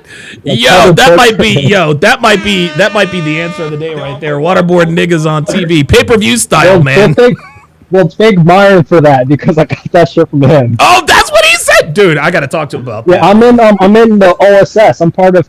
Nice. OSS. Okay. I've been cool. I've been checking over Fresh for like 3 to 4 years now. One of my friends put me on that. I went to high school. Good shit, man. Well, listen, Craig, thanks for coming up, man. And don't let these niggas tell you that you're an Oreo, man. Fuck these niggas. Fuck it. I'll keep checking in your shit. I'll keep standing by supporting. Absolutely. Thanks. And thanks for coming up, man. I appreciate your thoughts. Yeah, anytime. All right, Craig McLeod. Wow, how about that? I swear to God, man, ever since I started doing this, it's so, dude, you guys have no idea. And this might not mean anything to anybody. You guys have no idea. You guys have no idea what it's like to talk to other black men who sound like me. It's just, oh my God. Dude, not growing up. When I became a civilian, no black person in the state of Oklahoma nobody sounded like I did. Nobody, except for my brothers and sisters. So it's nice to be able to it's nice to be able to talk to people like that. Miami J checking in. Yes, sir. Okay, let's continue with this press conference. Oops, that's not what I wanted to do. Oh, so apparently Erica Kirk is going to be making a statement at 8:15 Eastern Standard Time, which is in roughly 15 minutes. So I'll continue to react to the press conference, and I will continue to look for the Erica Kirk statement as well. Let's continue. Oops, that's not what I wanted to do. There we go. Robinson, who did the right thing in this case and were able to this point. I want to thank the family members of Tyler Robinson, who did the right thing in this case and were able to bring him into to law enforcement as well. Right. So Tyler Robinson's family, his father turned him in because, Oh yeah, the spotter video. Let me. Okay, hang on 1 second. I know I'm jumping all over the place here. Just give me 2 seconds. Let me find the spotter video. All right, I'm going to bring up the spotter video here, guys, because I have not seen this. However, okay. Oh, this is Melanie King. Okay, so it looks like Melanie King has got a beat on this. Here we go. Oh, Charlie Kirk's murderer has been caught. He's confessed. Everything's wrapped up in a nice, neat bow. There's no more questions to ask, right, guys? Well, I don't think so. There's a lot of loose ends, things that make absolutely no sense, and I encourage you to watch this entire video because I'm going to play for you a few snippets of things that people people have pointed out that are very alarming outside of some things that I've pointed out with the Amazon book and the headlines and things coming out the day before he gets shot. Oh yeah, there was an Amazon book that dropped September 9th called The Shooting of Charlie Kirk. That was weird. Shot. The list goes on, but in particular, these videos really grabbed my attention. Now, I will link the original owners, the original people in the description box below to all of these videos so that to give them credit, and as well as if you want to go see these things for yourself, you can. Okay. But to me, these things need answers. Do I think we'll ever get them? No. Maybe not. What do I always say? Oh, yeah. So Jordan Royale, who's in the chat, says the arrows on the casing refers to a kill streak on a popular online multiplayer game called Helldivers 2. Okay. Even my merch in my store is the redacted government document that says everything is fine. Trust the government. Trust your government, guys, because they never lie to us. Everything that they've ever put out there, everything that the media says, it's all on the up and up. We're not missing any clues. This was just some random college kid who is a expert marksman that was able to take out Charlie Kirk through... Definitely not an expert marksman. I've heard that the bullet hit Kirk's body armor and ricocheted in his neck. Either way, he got the kill. Thousands of people while he's under a tent from a position on a roof, this 22-year-old. Very similar to Trump and Butler, Pennsylvania, Thomas Crooks, that we still don't have any answers for. Everybody's just left it alone. There's no more answers. There's no more questions to ask. And if you do, you're labeled as a conspiracy theorist or crazy. But watch all of these and let me know what you think about it. Okay. James Kaufman, World News Report today. Ladies and gentlemen, these are hand signals being given to Charlie Kirk's assassin beforehand. There were two. Dude, he is filming. White. Counting or not counting gang violence? Then look, it's like a third base coach. Yes! That's what I was telling you guys. It's like, dude, he's like going to his ear like a third base coach telling the guy on first to steal. Again, I'm going to turn down the volume here. All right before the shooting, one hand sign, then the ear, and then we have a third base coach behind him. Let's find out who these two guys are. We're talking about, look. What the hell? Talking about, and then that was actually the shot right there, believe it or not. Oh, Jesus Christ. They must have confidence in the shooter because they're standing right behind the gentleman. Okay, so listen, is it possible? This is definitely, like, I get it. They must have had confidence in this guy. Because if they're shooting up these hand signals, and the reason why, guys, I don't want to go too far into that because I'm afraid, something might get shown that doesn't need to be seen. But yeah, there's a possibility that they were. Captain Stransky says they are signaling other security. That's what I was thinking. I think it's maybe they were signaling other security. Maybe they were signaling the shooter. But that definitely raises a lot of questions. RealRain89 with the $10 super chat says, "Let me just say, Donovan, I speak for all men in the chat that you inspired us, and you are our Charlie Kirk. You represent us and do it fearlessly. Let us never go a day without appreciating you." I appreciate that, man. Thank you very much. A Charlie Kirk, I am not. Charlie Kirk is a better man. He was a better man than I'll ever be. I don't know. I've probably told this to you guys before about, one of the reasons I do what I do.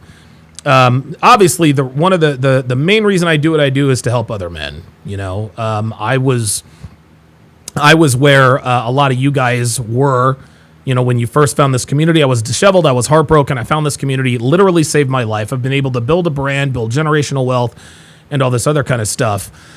So obviously this is for you guys. This is definitely a labor of love. The second main reason I do this now is because I've done a lot of bad things in my life. And if there is a God, I'm hoping to maybe build up enough goodwill so that he doesn't banish me to, I don't know, the seventh circle of hell. So maybe if I do enough good in the world, maybe I'll be banished to the second or third circle of hell. But I appreciate it, man. I really, really do. Let's continue. One. Oops. Sorry about that. I especially want to thank the family of Charlie Kirk, Erica, Charlie's parents, his children. I want us to be thinking of them as we bring justice in this case. They will be involved in that justice. We will be working very closely with them as we move through this process as well.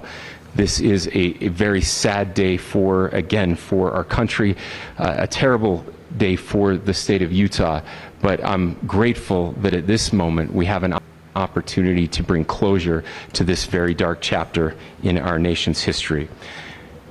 With that, I will now turn the microphone over to the Director of the FBI, Kash Patel. Thank you, Governor. Here's This is what happens when you let good cops be cops. Hey! The FBI and our partners are proud to stand here today together to bring justice to the family of Charlie Kirk and honor his memory. I want to express my deep gratitude to President Trump, the Vice President, and the entire White House who have been so incredibly supportive with both resources and just personally to the FBI as a team. They had our backs the entire way, and I just want to express my gratitude for giving us the resources we need to operate in this space to bring this sort of justice at this sort of speed. In 33 hours, we have made historic progress for Charlie. Wow. 33 hours. Our partnership has been absolutely incredible these last few days. Our partnership will endure.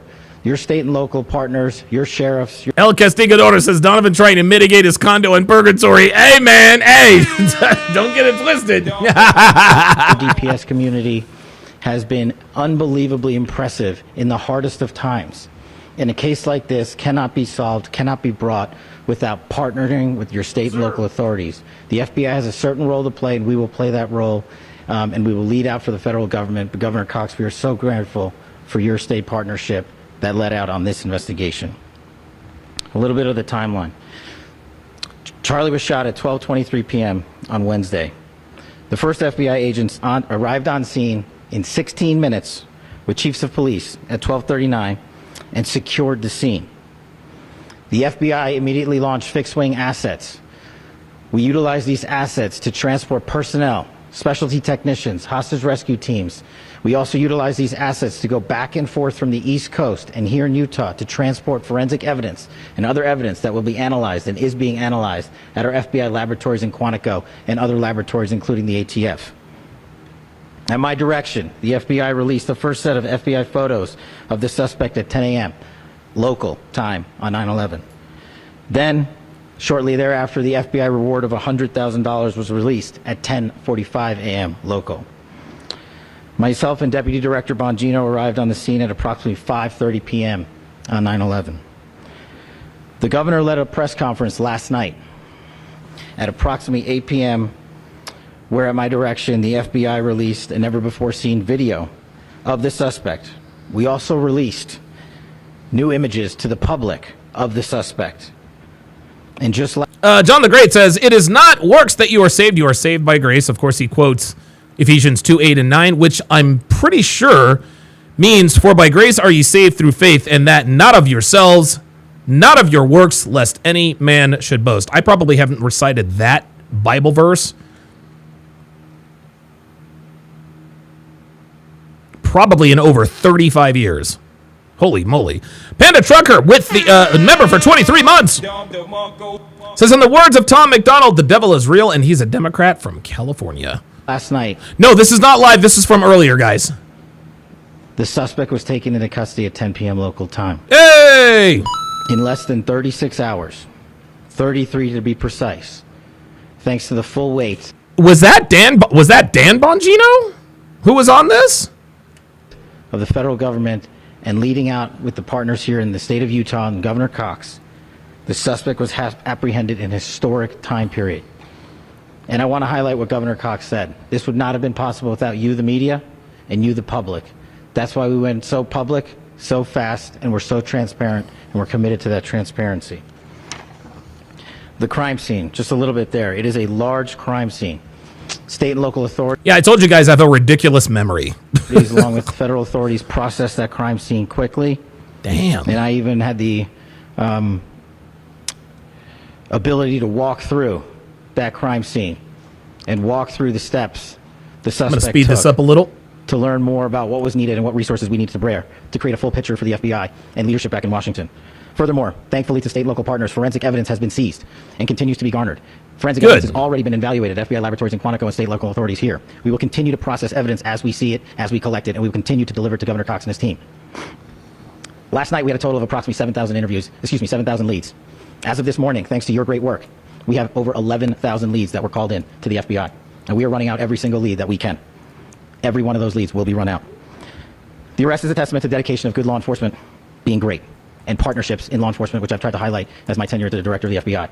There is no better relationship for law enforcement than the FBI to partner with state and local authorities, and you've seen it here in these last few days.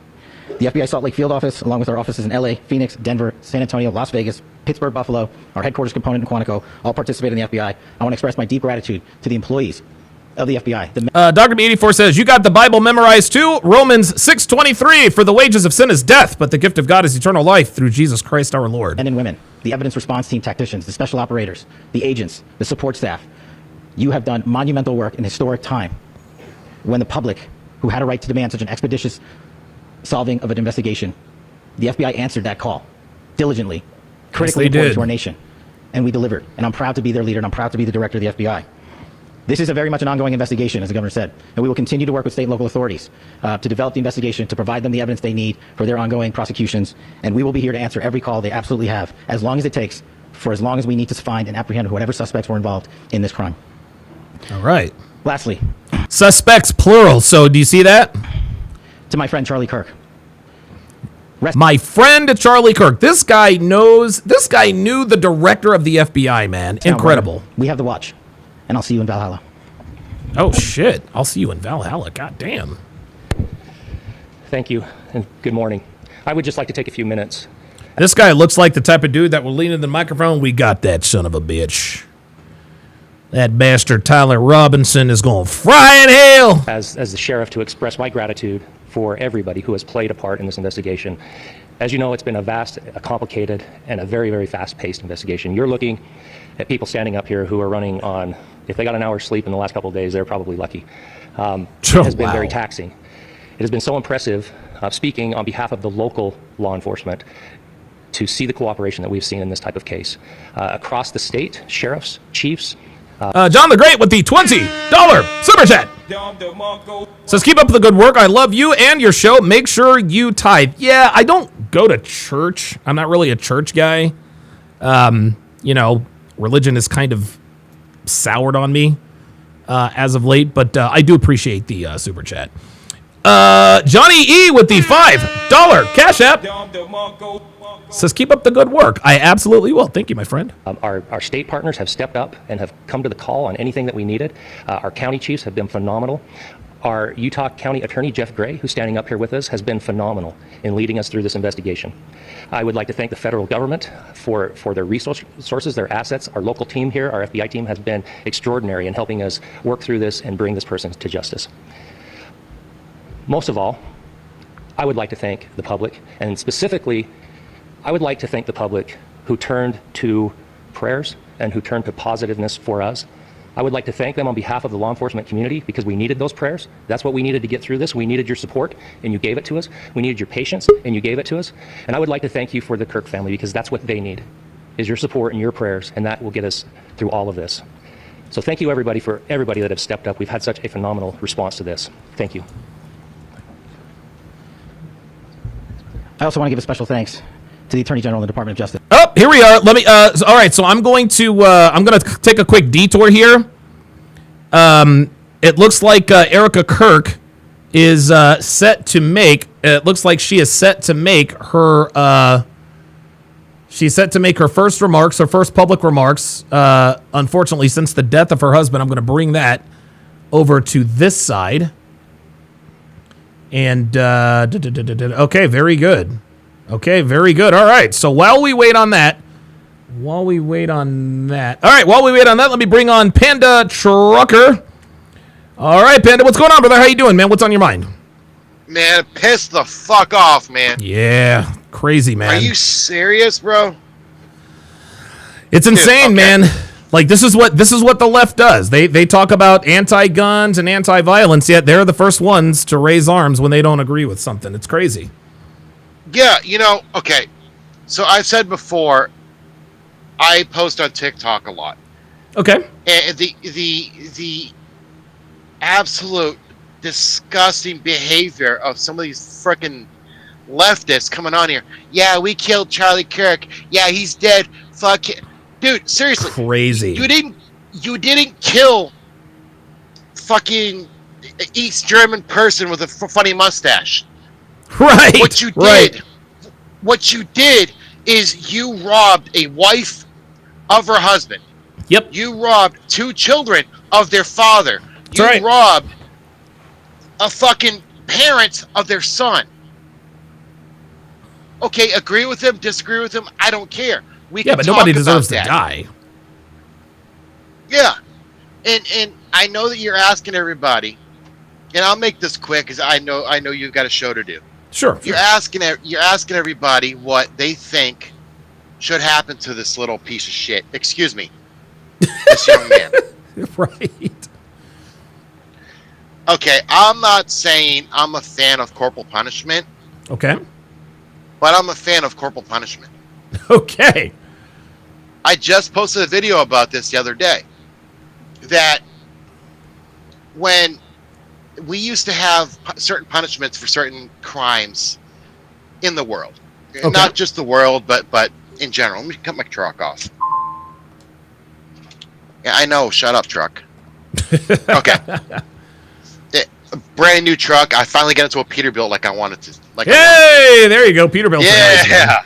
New company, new truck. Hell yeah. Good job. So yeah, we used to have certain punishments for certain crimes. Like, you have a woman who run her mouth, didn't know when to shut up.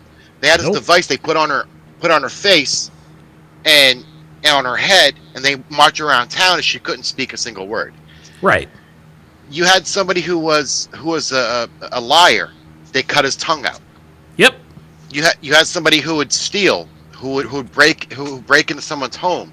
Cut their hands off. Depending on the severity of the situation, they cut a finger off or they cut the hand off. And you can only steal and break into someone's home just so many times. Sure. That's exactly right. Start running out of fingers, there's a problem. Might want to start thinking, might want to consider a new career path. Right, exactly. Now, I kind of support that because at that point, you know what the punishment's going to be if you get caught doing X, Y, and Z. Of course. Now, growing up, I'm not a stranger to fighting. I've been in the military. I know how to handle weapons. Sure, I've been in combat. I've been intimately close with violence and with evil. Okay. What this left is doing now, it is pure fucking evil. It's crazy, man. And yeah, and my take on what should happen to this idiot, excuse me, young man.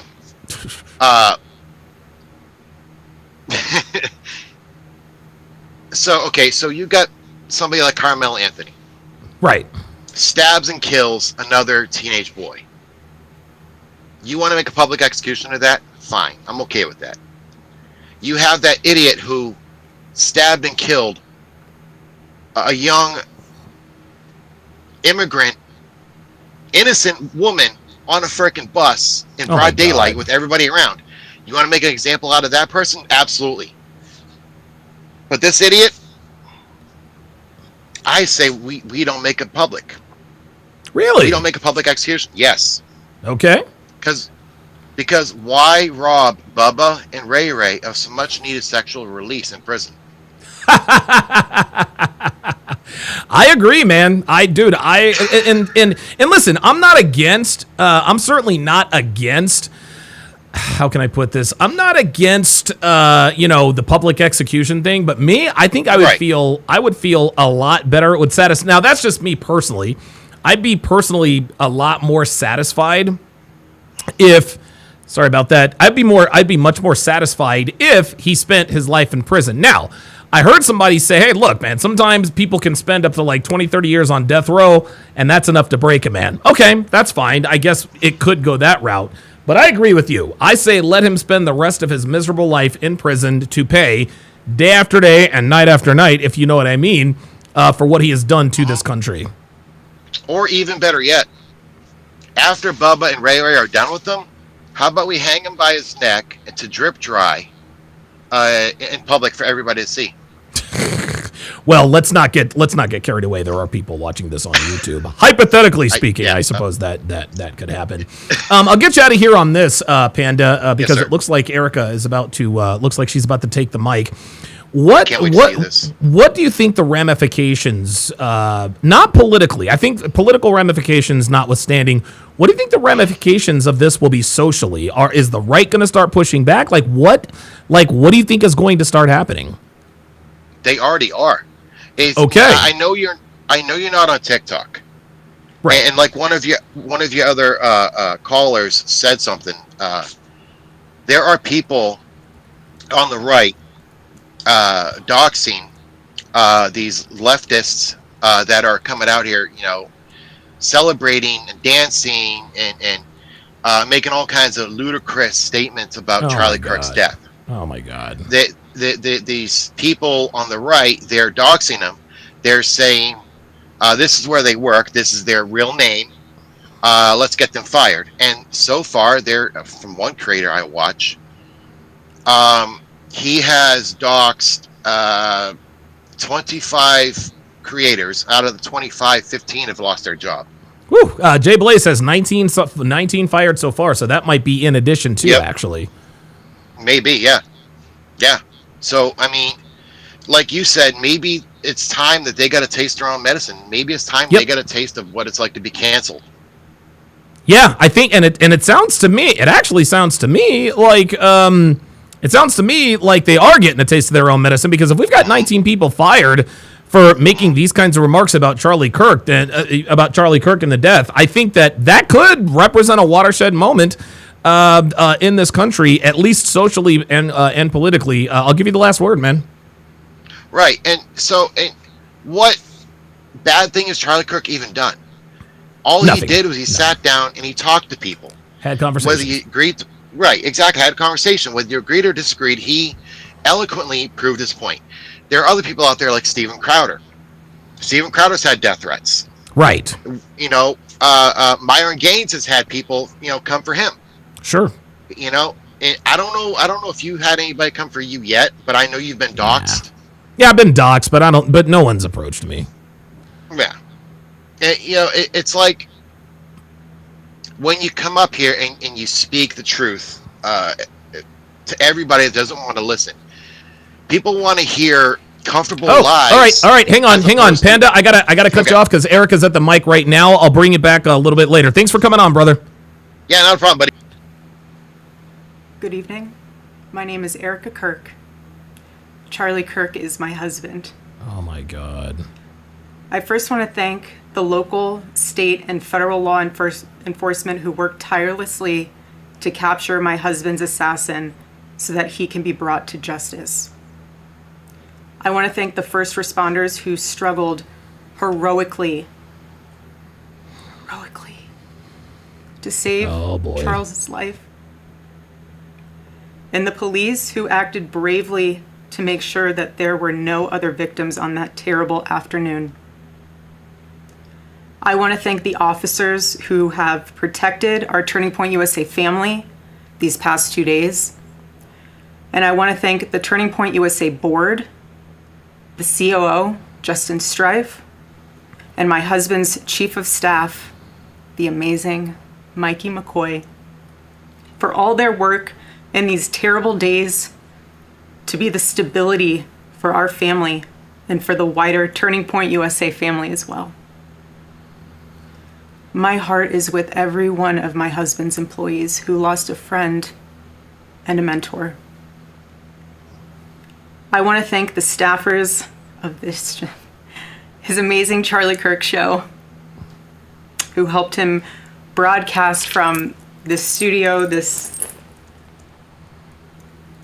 chair. Oh, wow. Every day he He loved what he did. I want to thank the millions of people who have shown their love for Charlie here in Phoenix. Shown their love for Charlie here in Phoenix, across America, and worldwide. I want to thank my husband's dear friend, Vice President Vance, and his phenomenal wife, Usha, for their love and support. You guys honored my husband so well bringing him home. You both are tremendous. I want to thank President Trump and his incredible family for the same. Mr. President, my husband loved you. And he knew that you loved him too. Damn, this is hard to watch. Your Holy friendship shit. was amazing. You supported him so well, as did he for you. 2 days ago, my husband, Charlie, went to see the face of his Savior and his God. Jesus. Charlie always said that when he was gone, he wanted to be remembered for his courage and for his faith. And one of the final conversations that he had on this earth, my husband witnessed for his Lord and Savior, Jesus Christ. Now and for all eternity, he will stand at his Savior's side, wearing the glorious crown of a martyr. That's right. Charlie loved life. He loved his life. He loved America. He loved nature, which helped him always bring him closer to God. He loved the Chicago Cubs. And my goodness, did he love the Oregon Ducks. Want me to say go Ducks, so I have to since they play on Saturday. So go Ducks. Hey, there you go. But most of all, Charlie loved his children. Oh, God. And he loved me with all of his heart. And I knew that. Every day I knew that. He made sure I knew that every day. Every day he would ask me, how can I serve you better? How can I be a better husband? How can I be a better father? Every day. Every day. Such a good man. He still is a good man. He was the perfect father. He was the perfect husband. Charlie always believed that God's design for marriage and the family was absolutely amazing, and it is. It is, and it was the greatest joy of his life. And over, he would tell all these young people to come and find their future spouse, become wives and husbands and parents. And the reason why is because he wanted you all to experience what he had and still has. He wanted everyone to bring heaven into this earth through love and joy that comes from raising a family. It's beautiful. Charlie always said that if he ever ran for office, I know a lot of you asked if he ever was going to, but privately he told me if he ever did run for office that his top priority would be to revive the American family. Wow. That was his priority. Wow. One of Charlie's favorite Bible verses was Ephesians 5, verse 25. Husbands, love your wives as Christ loved the church and gave himself up for her. My husband laid down his life for me, for our nation, for our children. He showed the ultimate and true covenantal love. I will never, ever have the words to describe the loss that I feel in my heart. Jesus. I honestly have no idea what any of this means. I know that God does, but I don't. But Charlie, baby, I know you do too. I know you do. So does our Lord. And our world is filled with evil. But our God, you guys, our God is so good. So incredibly good. And we know that for those who love God, all things work together for good, for those who are called according to his purpose. Already I have seen the worldwide outpouring of love for my husband. I've heard the testimonies from people my husband inspired to get married, to start families, to seek out a relationship with God. It's the most important one of all.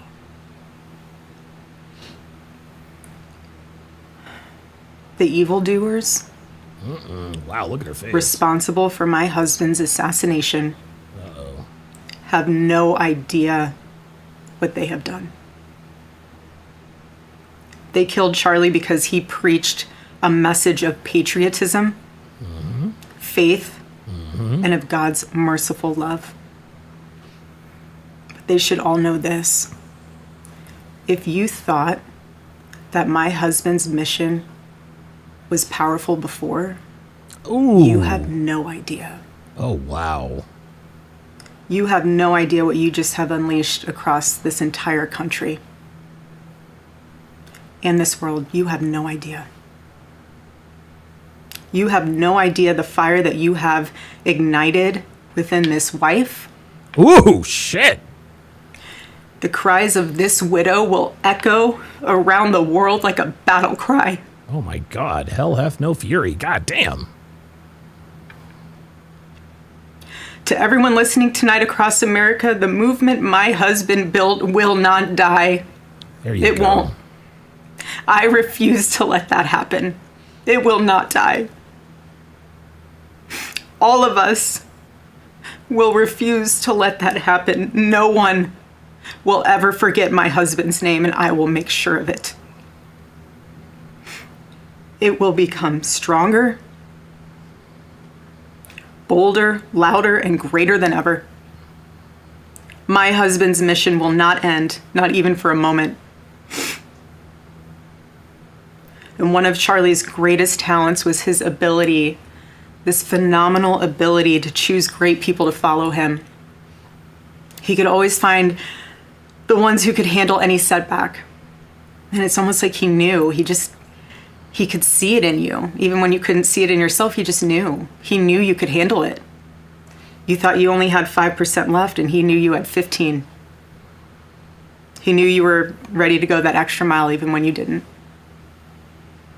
He always challenged people around him to work harder and to be better. He never gave up. And I love knowing that one of his mottos was never surrender. Damn right. So I want to tell you that we'll never surrender. We never will. Ever. Ever. Our campus tour this fall will continue. Hey! There will be even more tours in the years to come. Oh, shit! America Fest here in Phoenix this December will go on. Yes! It will be greater than ever. The radio and podcast show that he was so proud of will go on. Hey! And in a world filled with chaos, doubt, and uncertainty, my husband's voice will remain. And it will ring out louder and more clearly than ever. And his wisdom will endure. My favorite too, but my husband's favorite word in the English language was earn. He would call all of you to be people of action who earn the future America deserves. I like that. So to all of the young people who felt inspired by my husband's faith and hard work, all of you already know what Charlie would want you to do. You know. You know. If you're in high school or if you're in college, go find your local Turning Point USA chapter. Yes.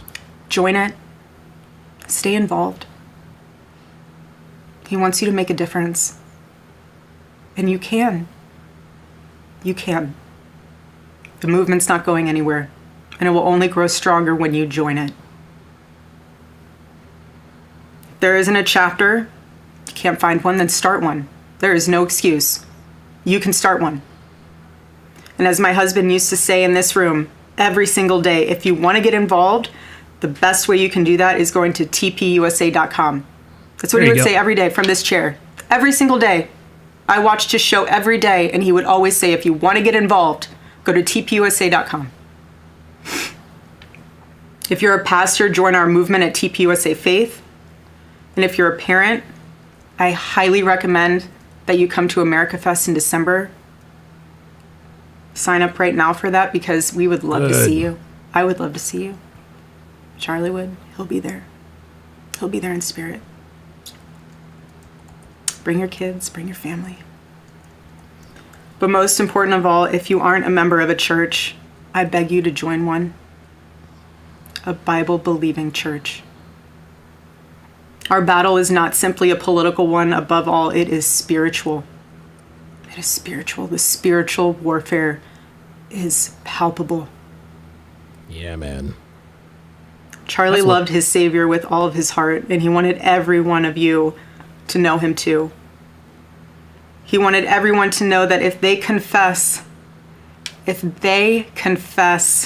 the Lord Jesus Christ who rose from the dead, then they will be saved. Hear me when I say this, nobody is ever too young to know the gospel. Nobody. Nobody is ever too young to get involved with saving this beautiful country. This country my husband loved and still loves. And nobody is ever too old either. There's no age limit. I know my husband is still here. He's watching over us. I don't remember the last time I slept. Oh, God. I couldn't sleep last night. And Charlie, baby. Charlie, I promise I will never let your legacy die, baby. I won't. I promise I'll make Turning Point USA the biggest thing that this nation has ever seen. Wow. I promise. Oh, Charlie, I love you. I love you, baby. Rest in the arms of our Lord as he blankets you with the words I know your heart always strived to hear. Well done, my good and faithful servant. Yep, there you go. When I got home last night, Gigi, our daughter, just ran into my arms. Oh, God. Oh, my God. And I talked to her and she said, Mommy, I missed you. I said, I miss you too, baby. She goes, where's Daddy? What do you tell a 3-year-old? She's 3. Oh, my God. What do you tell her? I said, baby, Daddy loves you so much. Don't you worry. He's on a work trip with Jesus, so he can afford your blueberry budget. And my goodness, am I so humbled to witness, Charlie, you alongside Jesus right now, doing what you always want to do, baby. Making heaven crowded, right? That's what it's all about. Making heaven crowded. I can't wait to see you again one day. Thank you all again who love my husband, who supported him, who wrote him an email every single day during his radio show. He read all of them. All of them.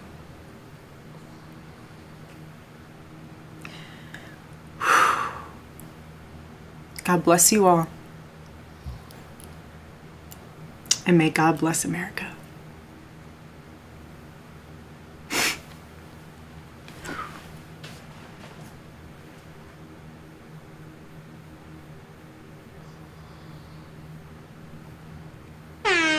Okay. All right. So, wow, that was quite powerful. That was quite powerful. And I'll tell you something else too, guys. I'll tell you something else too. Guys, what you guys just witnessed, that is what female strength looks like. Right? We listen, man, we see all these Miami bitches talking about I'm a strong and independent woman and I'm a strong woman. No. No. What Erica Kirk just displayed was real feminine. There we go. That was real feminine strength. That's what female strength looks like right there. That's what female strength looks like right there. Number one. Number two, did you guys notice she's her husband's biggest fan? How many of these turning points has he done? How many of these debates has he done? But she still listened to him every day. She still listened to him every day. She was his biggest fan, guys. She was his biggest fan. Devin actually just shot me a text, says, I dare anybody to call her a single mom.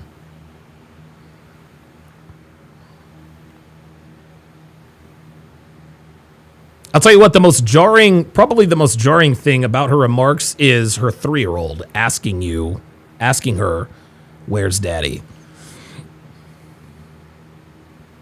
That has to be incredibly difficult. It really, really does. Like, she's right. How the fuck do you tell a 3-year-old? How the hell do you tell a 3-year-old your father is gone? You know? Panda Trucker has gifted 5 Donovan Sharp memberships. At Will Sutton, at One to More, at Rufus,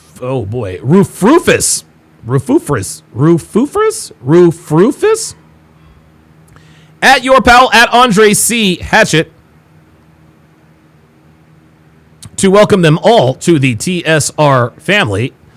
If you would, you 5, go ahead and put your age and location. Go ahead and put your age and location in the chat. As is customary, of all first-time members, let's just go ahead and do a chat-wide age and location check. The reason we do this is because, well, we know that finding like-minded people is very, very, very, very difficult. By putting your age and location in the chat, you let people know where you are. You never know. Somebody in here watching could live in your city. They could live on your block. They could live on your street. They could live in your building. This age and location chat or check helps us to form communities of like-minded men.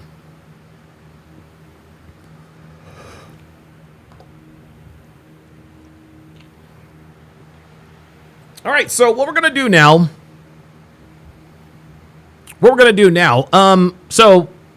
I've actually just been informed. Looks like Devin is taking me out. Oh, look at this. Looks like Devin is taking me out on a date tonight. Looks like Devin is taking me out on looks like she's taking me out on a date tonight. And so we are going to skip right to, and listen. I was going to do niggas doing nigga shit. I'll probably just save that for tomorrow. Oh, and by the way, guys, tomorrow I will be joined by Myron Gaines. I will be joined by Myron Gaines to talk about Charlie Kirk, talk about his role in Turning Point USA, because you guys know that Myron does literally exactly the same thing. And I'm going to press him a little bit on the kinds of measures he is going to take to ensure his safety. Listen, man, Myron's been one of my best friends for years. I love that man to death. And it would be, if anything, if something like that were to happen to Myron, I don't know what I would do. I do not know what I would do. I would not know what I would do. It's me, Jessica says, boo, Myron, bye. Oh, no. I am so... Let me find something to throw. Somebody said, boo, Myron. Let me find something to... I can't believe you said that. I promise you, I am seething. I'm seething with anger. Yes! Devin is going to be taking me out on a date a little bit later tonight. And because I am gluten-free, I have to be very conscious about what I eat. So I'm just going to do like a steak and a baked potato for dinner tonight. By the way, where is... Oh, and again, just to give you guys an update for those of you guys who haven't watched, I've gone gluten-free, number one. Number two, I now have a CGM. I have a continuous glucose monitor that lets me know how what I eat affects my body. It is absolutely a game changer in terms of optimizing your body composition. Shout out to Brandon Carter. He's the one that put me onto this. I will let you guys know the results. But, it's just one of those, it's one of those deals. It's one of those deals, guys, where,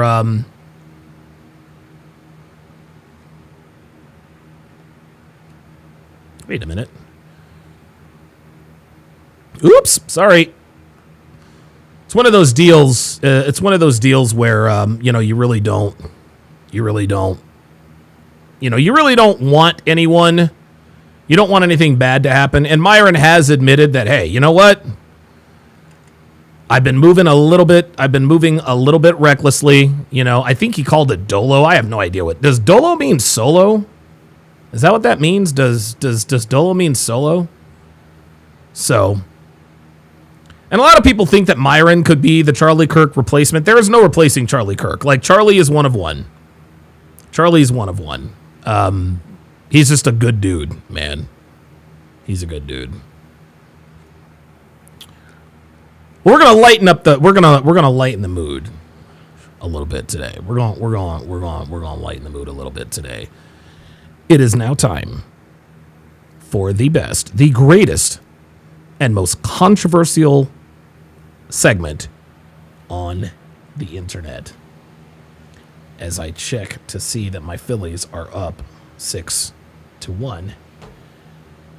It's time for the Hard R Podcast, ladies and gentlemen. Woohoo! Yes, sir! Let us get right to it. Let us lighten the mood a little bit. Because let's just be honest, that was some heavy shit that we just saw. It is time for the Hard R Podcast. The squares are as follows. You recording this, right?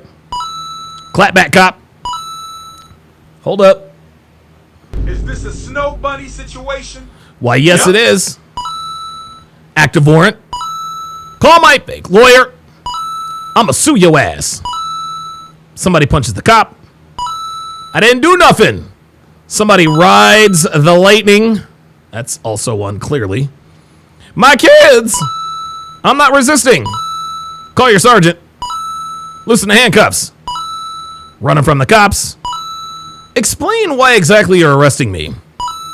Bro, let me call my...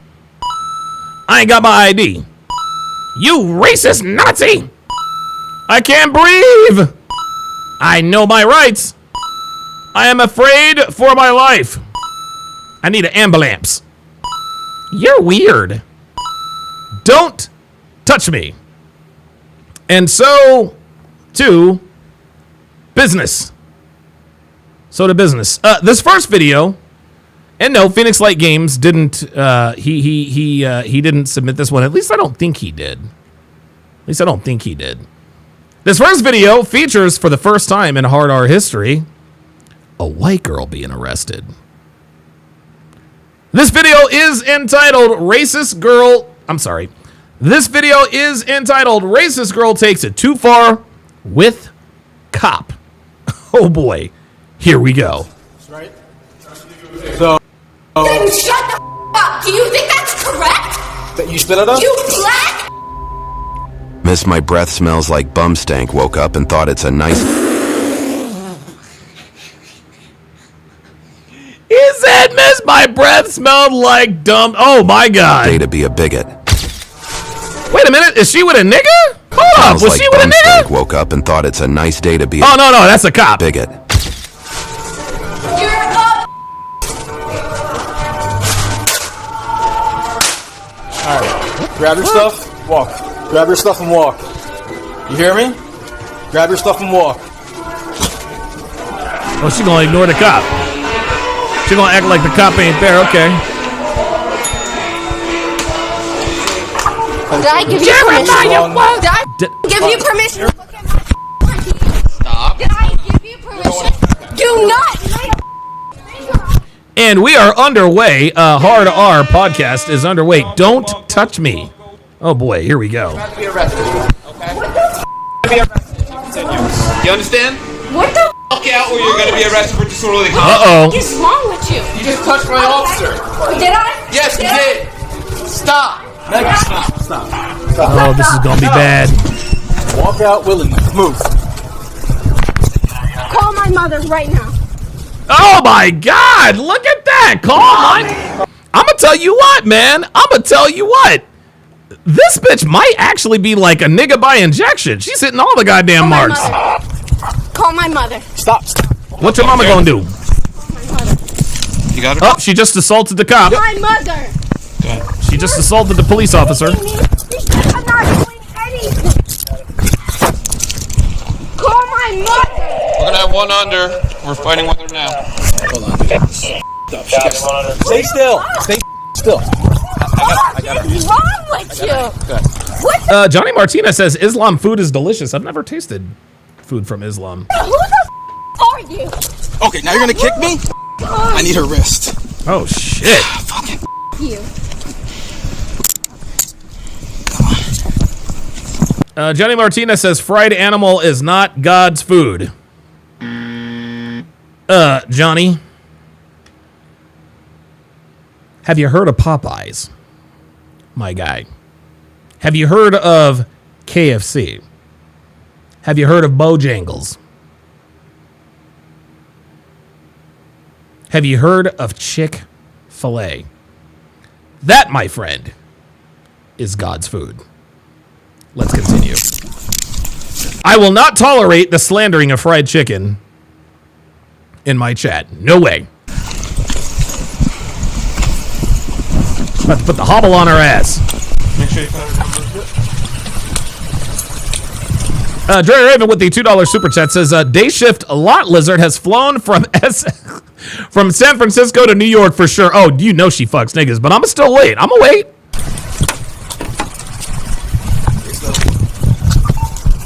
Dre Raven says, have you heard of calamari? Exactly. Johnny Martinez says, heard of LCDL cholesterol?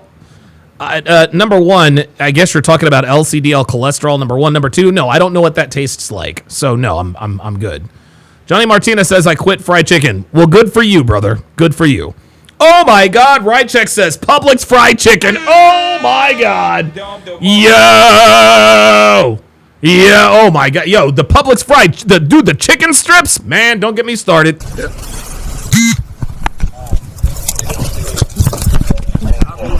Relax, Megan. You're making this so much worse for yourself. Stop. I gotta pat you down. Stop. No, it's too late to go home now, sweetie. It's too late to go home now, sweet cheeks.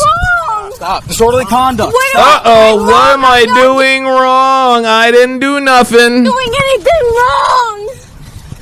Her bag's like attached to her because of the cuffs. I can't take it off because she has a bunch of shit in it. I'm not doing anything wrong. Where's the bag, brother? Right here, see? Crossbody. Dr. B84 says, bro, Publix fried chicken strips are underrated. Who you telling? I'm not doing anything wrong. All right. Back up, back up, back up, back up. Uh-oh, that's a random, look, that's a random bitch intervening, and unfortunately we don't have that on the bingo card. She's under arrest, back up. I understand that, but can you please not be so rough? Oh, please. Can you please not be so wretched? Get the fuck out of here.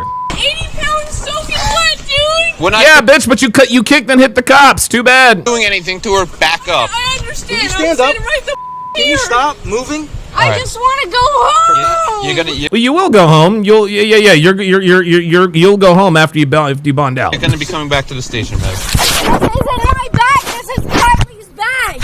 Is she the one behind us? Yes, this is Kylie's bag. Ooh, Johnny Martinez says I do Pollo Loco occasionally. Oh yeah. Oh my God, El Pollo Loco. That is that now. There you go. I'm gonna give you Don DeMarco for that. El Pollo Loco, man. Oh my, we've got like 3 locations out here. This is not my bag. She's okay. Why are we crying? She's a minor. You can't go. What was the bag on her? Yeah, the bag was on her. Yeah. Okay, we're gonna search it then. Yeah, she's a minor. Well, the bag was on you, so we're gonna search Fucking you. minor. It's not mine. It's not mine. No, it's not mine. It's not mine. Yeah, here we go. Bitch, you going to jail too now.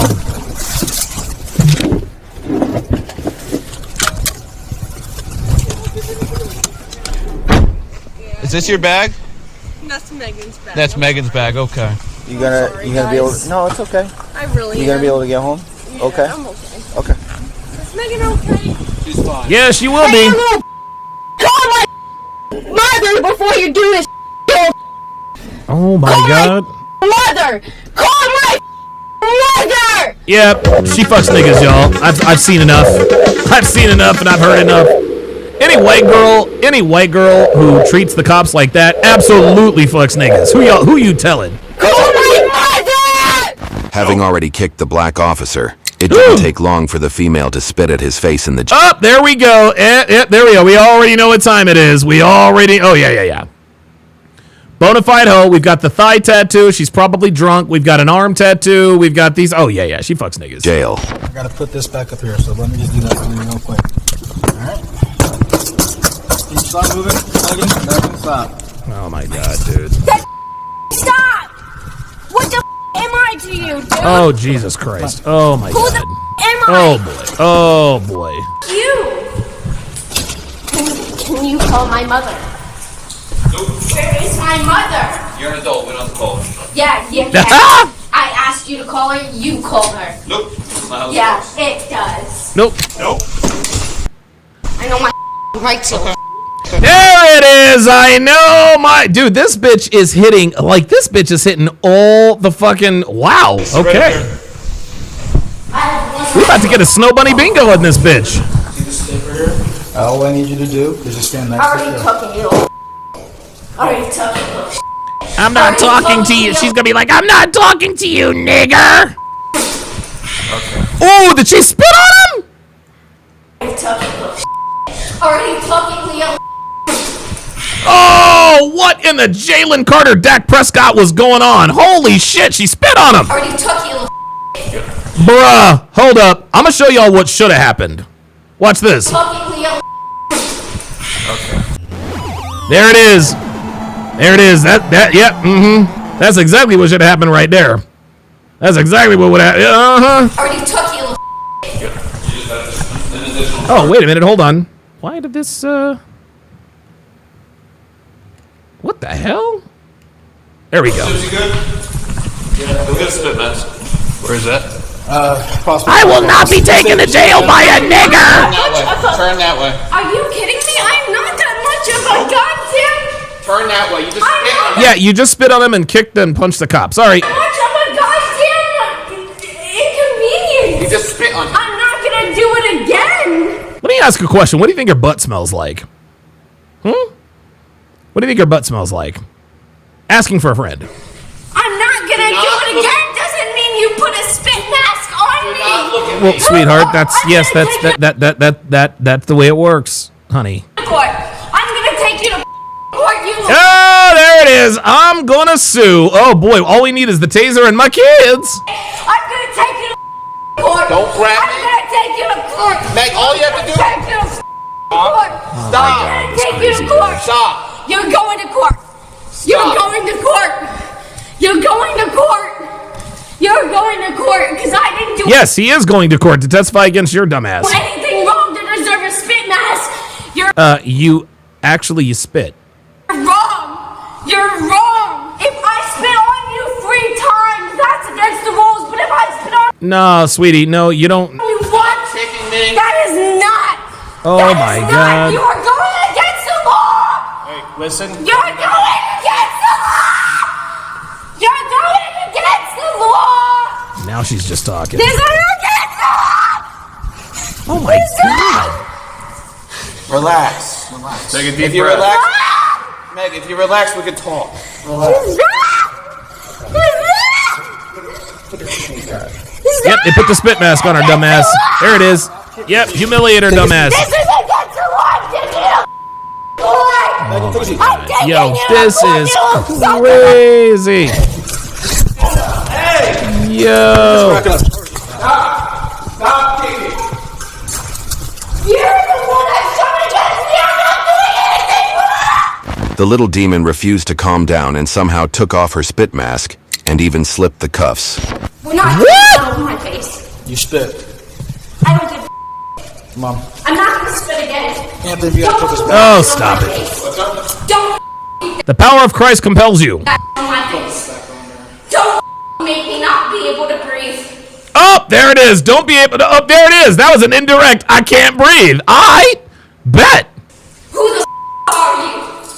George Floyd killer. Oh my God. Thank you. She said George Floyd's fucking killer. Oh my God. Oh boy. Oh my God. Oh my God. Did this bitch say, who the fuck are you, George Floyd's killer? Like, are you serious with this right now?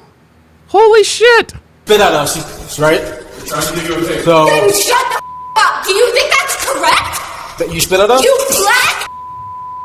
Okay. Do you think that would be correct for somebody to do that to you? You black ass bitch. It's funny. She's clearly, I guess, racist to a degree.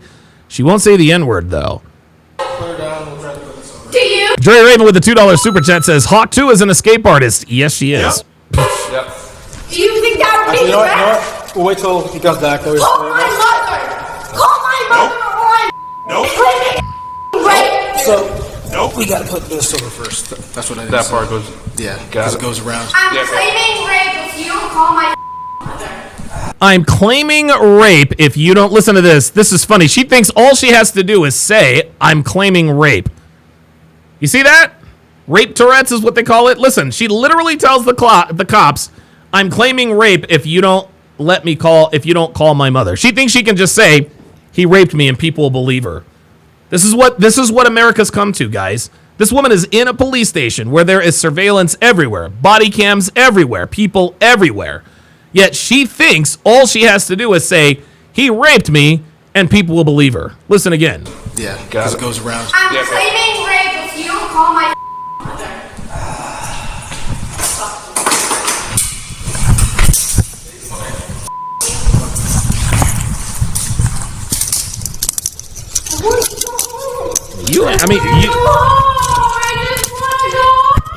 You can go home, sweetie. You're just gonna have to bond out first. I just want to go home. Hexican Lost in Asia says the entitlement is wild. Yes, it is. Fuck, she thinks she is Nancy Kerrigan or some shit? Why? Because you spit on an officer, bitch.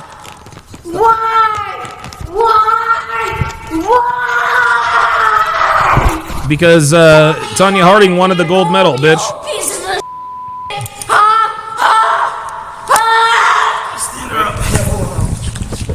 One, two, three. Yep. Look up. Take a seat. Sure. Just be careful, because that ankle one is on there. Yeah, that ankle one's on there pretty good. The officers were trying their best to politely follow due diligence, but the 21-year-old was hell-bent on making things difficult. We're going to pick you up. We're going to take pictures of you. Can you continue to...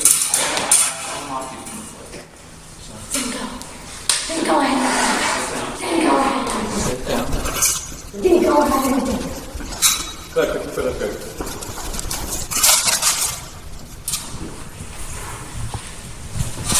What are they doing?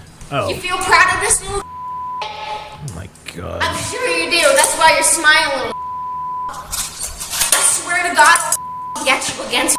Want to take pictures or what are we doing? Oh, that's right, smiling. I'll get you against smiling. Megan, just. I'm gonna go against the court for you smiling. Okay? Real quick, Megan, just. All right, don't kick. You're gonna get another charge. Stop. That's why you're smiling. Okay. Look at the camera. Look at the camera. Meg, look at the camera. Look at the camera. This chick is crazy. Just stop. Real quick. Real quick. Seriously, real quick. At least it ain't a nigga chick. We're gonna stay nice and calm during that? No. You're not gonna let us fingerprint? Okay. What if I don't? Have a seat. What if I don't? You get manhandled. What if I don't? Do me a favor. Just put your leg back up here, dude. Put it back down, all right? I'm asking you, what if I don't? Megan, please put your foot back up there. Just hold on.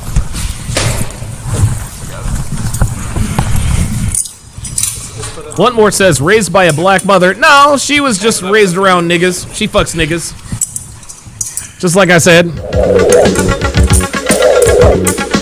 Even after being on multiple restraints, the female was again able to inflict damage by smashing a keyboard to express her anger. Oh my god, this bitch. I had a word! Alright, Panda Trucker with the $5 super chat says, hashtag Me Too went way too far. This biatch is at a police station with cameras everywhere. Who the fuck is she going to report the grape to? Yeah, that's what I want to know. Apparently she thinks somebody will. Yep, I'm going on. I have a word to speak! Sweetie, you've already spoken enough words. Hey, Kelly. I have every chance to speak. You're the one that's ignoring me. Gee, I wonder why. You want to take that to court? We can. You want to take that to court? I will take it to court. They're not even answering And you her. know what? The judges will listen to me because you're not winning this one, you. Nope. Oh my god. Judges are on your side, little.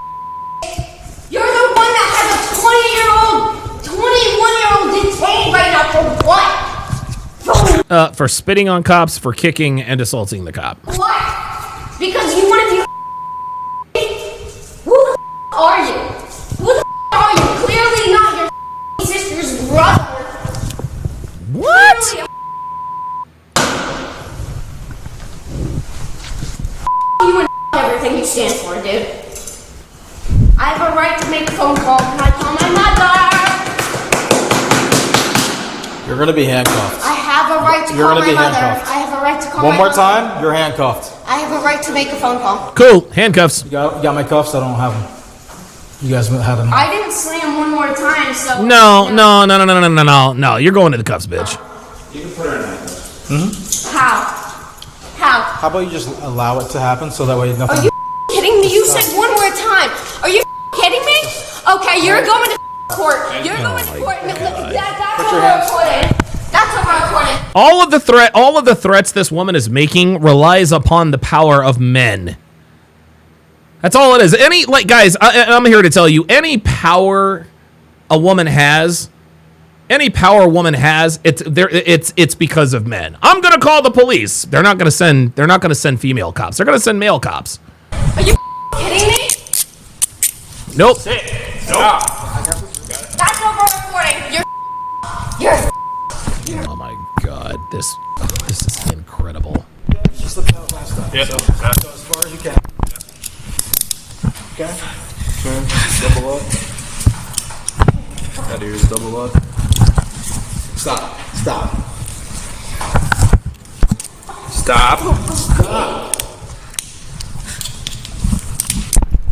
Alright. Holy shit, man! This bitch is fucking crazy. See, now you're going to the hospital for causing self-harm. Perfect. No. Yep. I'm just angry, dude. You have to call my mother. If I say call my mother, you have to call my mother. So call my mother. Nope. The 21-year-old mommy's girl was charged with aggravated assault on law enforcement, disorderly conduct, throwing bodily fluids at law enforcement, resisting arrest, and criminal mischief. YouTube. Oh my god, dude, that bitch is guilty as hell. Holy moly. Man, we almost had bingo. Dude, I'm gonna tell you what, she was impressive. She was actually quite the impressive SFNY. Max says, bet you $100 she's on OnlyFans. Yeah, she probably is now. She probably is now. All right, let's go to the next video. This one was submitted by Phoenix Light Games, and it does indeed feature a nigga. The the title of this video is called "The Mask Stops the Spit, Not the Crazy." We've reset the hard R bingo card, and here we go. All right, what are you going to say? Going to jail? Oh, again? For nothing? Dumbass? For nothing? Again? All right, relax yourself. Oh, shut up. I'm finna go. Get out of my face. Oh boy, LDN with the 5 British pound super chat says, "Hey bro, appreciate it." Saturday, December 23rd, 2023. Police responded to a gas station in reference to a trespass. Uh-oh. Oh, shit. Oh, shit!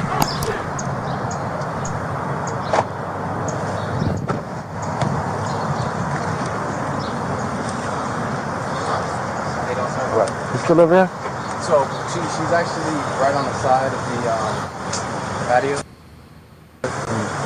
She normally, I don't know if she comes in first or second, but third. She's normally there.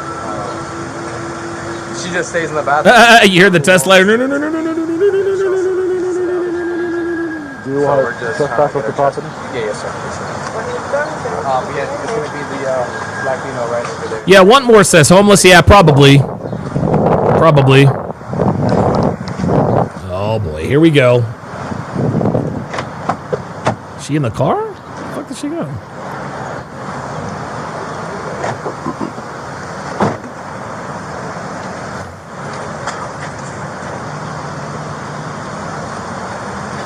Johnny Martinez says, thought Kirk was the next video. I kiked the bullet impact. No, we did. We covered Charlie Kirk earlier, Johnny. Rewind it, and you'll see all of it. Hello. Oh, let's see what this bitch talking about. What? What the fuck you want? So Wawa called and they want you to trespass at the property. Oh, I'm trespassing now? Yeah, they don't want you on the property anymore. Why? Because they don't want you here. They don't have to give a reason. Okay. It's a private property. So, yeah, what's your name? None of your business. I'm gonna go ask them. No, you're not gonna ask. Why You're can't gonna I? go. Because I said you can't. Why I can't? Because I said so. Oh, this is 2 days before Christmas. That's why there's Christmas music. No. No, I want to ask. All right, well, you go inside. Go to jail. Oh, again? For nothing? Dumbass?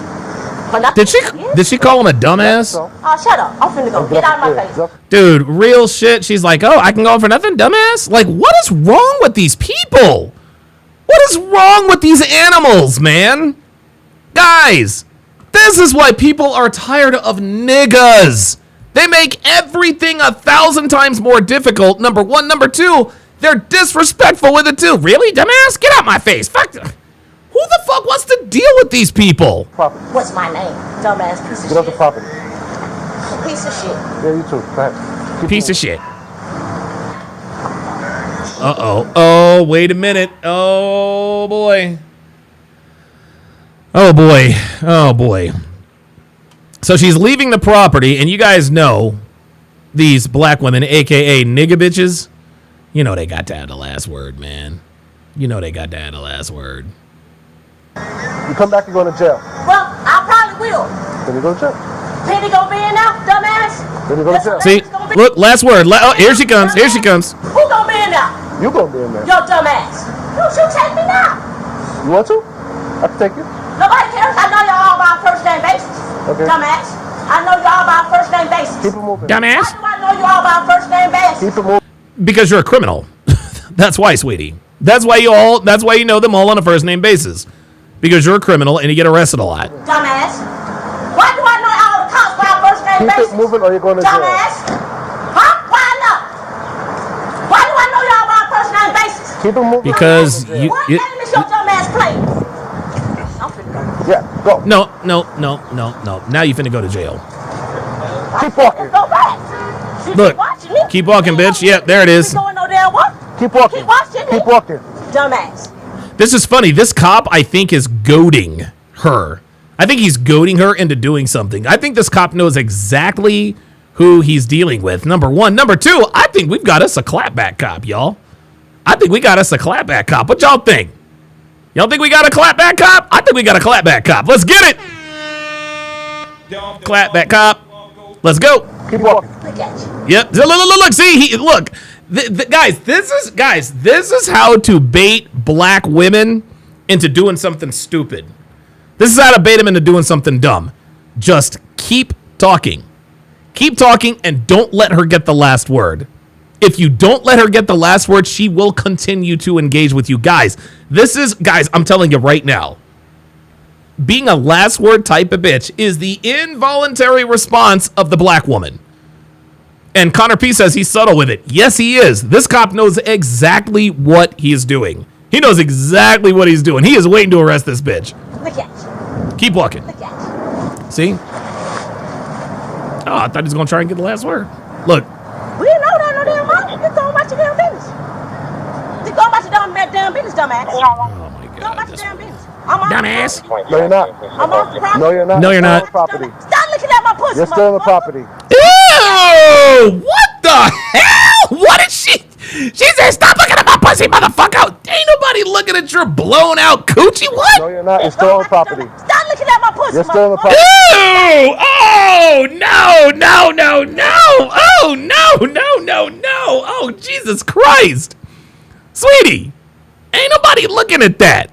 Like, ain't nobody like. Oh, Jesus Christ! Oh my God! Oh my God! That is absolutely disgusting. Trust me, lady. Ain't nobody looking down there. Oh my God! You're still on the property. This is what it's about, the pig. Keep it moving. You ask why that I'm not going to give no damn body. Right? Oh my God. Oh my God. This bitch is fucking crazy. She said it's the P-U-S-S-Y that I'm not going to give to nobody. This bitch is fucking crazy. Start looking at. Listen. Yo, she spells it out. Listen. You're still on property. This is what it's about, the pig. Listen. Keep it moving. You ask why that I'm not going to give no damn body. Oh my God. This girl's crazy. Yo, the bitch spelled it out. She spelled it out. Right? You can stop watching me, worrying about me giving a pussy to some damn. Oh, Jesus Christ. Ain't nobody worried about none of that. Oh, now you're going to jail. Oh, no, wait. Put the stuff. We don't care. I don't care. Let's go. It sounds to me like it looks like she needed 3 hots and a cot, y'all. Stay right there. Don't move. Christopher Brooks can't believe it. He said, "I'm sorry, what, man?" Yo, for real. Connor P says, "I'm surprised she spelled it correctly." That's actually a very good point. I don't care. The usual. Let's go. I don't care. Yep, 3 hots and a cot. And you can steal all my stuff like you always do. Keep it. Oh, bitch, you ain't got shit.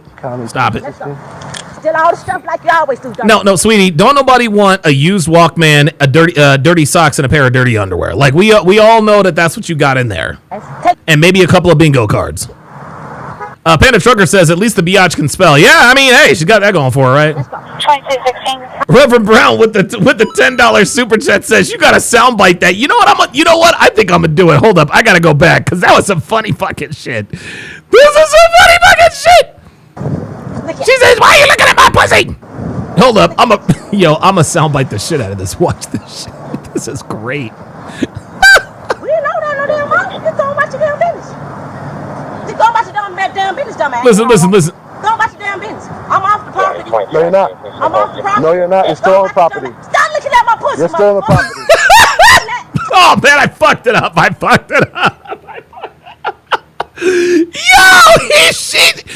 She like flipped the switch. She's like, he's like, "No, you're not." She's like, "Yes, you are." "No, I'm not." "Stop looking at my pussy, motherfucker." I'm off the property. No, you're not. You're still on the property. Stop looking at my pussy. You're still on the property. Oh fuck, I missed it again. Damn. No, you're not. You're still on the property. Stop looking at my pussy. You're still on the property. Stop looking. Oh my God, here comes the next one. P-U-S-S-Y. You're still on the property. Look, listen. It's about the pig. Keep it moving. Oh shit, hold up. You're still on the property. This is what it's about, the pig. Keep it moving. You ask why that I'm not going to give no damn body. Right? Oh my God. She said that I'm not going to give to no damn body. Oh my God. Yo, this is crazy. JDongy67 with the $1 Rumble rant says, the GOAT himself, Mr. Sharp, speaking for us civilized black folks. Well, I appreciate that. I'm nobody's GOAT, but I appreciate it. Let me ask you something, JDongy67. Would you tap this? Would you tap that PUSSY that she ain't giving to no damn body? Here, I'll answer that question for you. No. Okay, that's what I thought. Stop watching me, worrying about me giving a pussy to some damn body. My God, this bitch is crazy. Put the stuff. We don't care. Ew, Panda Trucker says, I wonder if that's a scratch and sniff. Oh, that's so gross. Oh, that's so gross. Let's go. Let's go. Let's go. She said 3 hots and a cots, nigga. Right there. Don't move. Oh, the Phillies are up 8-2. Let's get it. I don't care. The usual. Let's go. Added a post that's going viral. I sure enough don't. And you can steal all my stuff like you always do. Keep it. Let's go. County 2216. Let's go. Steal all the stuff like you always do, dumbass. Take it. Let's go. 2216. I don't care. I'm tired of you. One black female security. Let's go. Yeah, take all the shit and steal it like you always do. Go steal it. Oh, Jesus Christ. Oh, my God. I'm sorry, you have some background. Don't steal my stuff. I'm not leaving the jail this time. Dude, look. Don't nobody, like I said, don't nobody want a broken Walkman, a half a slice of pizza, a half-eaten hamburger, and some dirty draws. You're going to get all of that. I'm going to stay in there. I'm not leaving. I'm not leaving. Okay, all right. I'm not leaving. I'm not leaving. Yeah, she's trying to get 3 hots in a cot, y'all. That's what it is. Somebody giving their damn pussy to some damn body. Oh, my God. What the hell is she talking about? We're going to stay in jail this damn time. I'm tired of you following me. I'm tired of you playing. I'm tired of all of it. I'm not going to leave the damn jail this damn time. We can stand up this damn time. Because everybody wants that PUSSY, ain't that right, bitch? I'm not leaving. Yes, sir. I'm not leaving this damn time. We're going to stand now. All We're right. going to stand now. Okay. Gotcha. We're going to stand now this damn time. I ain't leaving. Oh, boy. Up. And now we're chimping out. Now we're chimping out. We're going to stay in now. We're going to stay in now. I ain't leaving this damn time. I ain't leaving. You just go steal the shit. Steal it. Steal it. What the fuck is wrong with this? What the hell? I ain't leaving. I'm staying out this damn time. We're going to stay in now. I ain't leaving. Oh, my God. I'm not gonna leave. Yo, this bitch is crazy. I'm tired of all of you. I'm tired of your bullshit. I'm not gonna leave the jail cell this damn time. You can steal that shit. I'm staying at 33rd forever. You don't need to come back out here. That's true. For your dumb ass to watch us and check in with dumb ass Piggy. Dumb ass, she gon' wait. Relax yourself. She gon' wait. Relax yourself. She gon' wait. Tell them some damn pussy. Yo, I have absolutely no idea what this bitch is talking about. Some damn body. She gon' wait. Well, we'll wait in your damn jail cell. I ain't leaving. Monk Mode Master says mental health in this country is a serious thing. Yes, it is, but this is not a case of mental illness. This is just a woman who is evil. You can steal that shit like you stole the rest of it. Oh, Jesus Christ. We don't stay. Bitch, didn't nobody steal your dirty draws, man? I'm tired of you harassing me. I'm tired of you. I'm tired of hearing about them dumbass celebrities. I'm tired of all that shit. What do you have in his bag? What the fuck? What do you have inside the bag? Keep it. Keep it. I don't want it. You don't want it? It don't mean nothing to me. Just like your dumbass. Keep it. Okay. Every damn thing in there your ass can keep. Oh, Jesus I'm tired of your dumbass. Christ. I'm tired of all of you. Okay. We're not Okay. coming back out here. I'm not leaving 33rd. Okay. Oh, boy. Stand up with your dumb ass. I don't care what the damn charges are. We standing now. I'm tired of your dumb ass. I'm tired of all of y'all. I'm tired of checking in with your dumb ass. And you playing damn games. We are going to stay in the jail. And we ain't coming back out. That sounds It good. ain't no damn need for you to come back out here. But you keep coming over here, harassing us, and they'll put us in jail for nothing. I'm staying in there. You can steal that shit like you usually do. We're not worried about going no damn jail. We're not worried about you stealing our damn jail. Is this We're bitch? just not coming back out this damn time. This is a full chimp out. I'm stand up with you this damn time. I'm gonna stand there with you. Oh, oh boy, guys, this is a chimp. Oh boy, yeah. Yeah. Oh my goodness. Oh boy. Oh my God. Oh boy. Oh God. We gonna stand there with you. Like I'm tired of your dumb ass. Jordan Royale says we can't relax around the blacks. Hell no, you can't. She gon' damn wait. Yeah, we're gonna wait in that damn jail cell. Because I'm not gonna leave. You can keep that shit. You can steal it like you always do. I'm not gonna leave the jail cell this time. Because I'm not gonna come out here and deal with your dumb ass. And just What the hell is this? I'm gonna stand up with you. You can steal that shit. I ain't going. I ain't coming out. Let's go. Can you go back inside the business and see if they Let's go. give us an update? Damn, the bitch is ready to go home. We can stay. I'm gonna stand. Okay, we got you. We got you. You're not going nowhere. You're gonna stand up there with him. We got it. We got it. Oh my God, and she's still going. I'm standing up with you this time. I'm not gonna leave. You don't need to leave. Oh my God, this bitch is crazy. Honestly, I wouldn't even arrest this bitch. Oh, is this where she lives? Is that the crib? Hold up. That might be a picture of the crib. This might be, yeah. It looks like the crib. Looks like she's got like a what? One bedroom, one bedroom, half a bathroom, something like that. Did I ruin my life? Talk my damn family. I'm still riding up with your dumb ass. Go steal the shit. It don't mean nothing to me. Steal it. Steal it. What meant something to me you took. Materialistic shit does not mean nothing to me. Your dumb ass. What is wrong? Yo, this chick is crazy. Oh my God. I'm standing up with you this damn time. You see how they damn leave? You know what? We don't give a damn about you arresting us. Okay. We don't give a damn about you stealing our shit. We are tired of your dumb ass. We are tired of you. You see how they Oh my God. We used to your dumb ass arresting us. We used to your dumb ass stealing our shit. We just used to your dumb ass in general. Yo, what in the world? I'ma stay in jail this damn time. I'm not leaving for you to come out here and arrest me again. I'm not gonna leave. I'm tired of you. Oh my God. Dumb ass. We don't stand out this damn time. I ain't leaving. We don't stand out this damn time. Tired of you. At least we ain't got to be on the damn street. At least we ain't got to be on the damn street. Don't say shit to me. You know who I am. I don't know. Don't say shit Who to are me. you? I don't know who you are. Don't say. Just let's go to the jail. What's your name? Let's do protocol. Go to the damn jail like they told you to. Go to the jail. Don't say shit to me. Go to the damn jail. Let's go. Oh my God, this bitch is absolutely crazy. Are you done? I ain't running for you. If you want to arrest me, motherfucker, arrest me.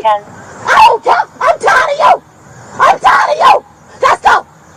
Let's go, motherfucker. Let's go. Yo, don't say shit to me. Go to the precinct. Go to the damn jail. Don't you say shit to me. Go Yo, to the this damn is crazy. What the fuck is this woman talking about? Yo. Let's go to the precinct. You think I was gonna run for you? Let's go to jail, motherfucker. It ain't shit. I got to ask you.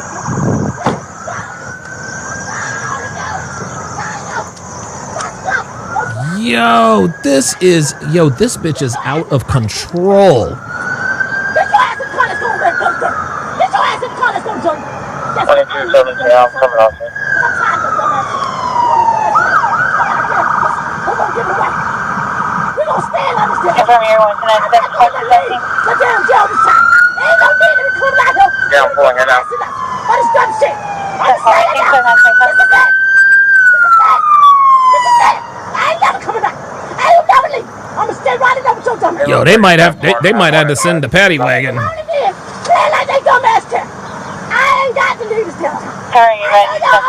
That first name basis. We gonna have to live on. Yeah, y'all gotta come code 3. Clear channel and everything. I don't know why. 2217, still there, Penny, or we go back to normal? Your dumb ass Penny. No, we're still back to normal. He's in the back seat. He ain't got to play like he worried. Tell his dumb ass just call in to the damn jail again. What a dumb ass thing. Your dumb ass play. I didn't know y'all was coming code 3. They've been 10-4 checking you. I don't know if the radio's not working or. No, we used to you. We ain't gonna never come in no damn soon. Told him on 10-4. Steal the shit like you always do. It ain't nothing but shit. We still alive. All right, relax. We still alive. Don't say shit to me. Let's go to the damn precinct. Yeah, did we go to the jail? You think I'm worried about going to the damn jail? Steal the shit. Oh my God, yo, this chick has lost her mind. Shit, right? And I'm not gonna leave the damn jail. You You just have shit. I just gotta identify her. Oh, you just gotta identify her? I just gotta identify her and pound down.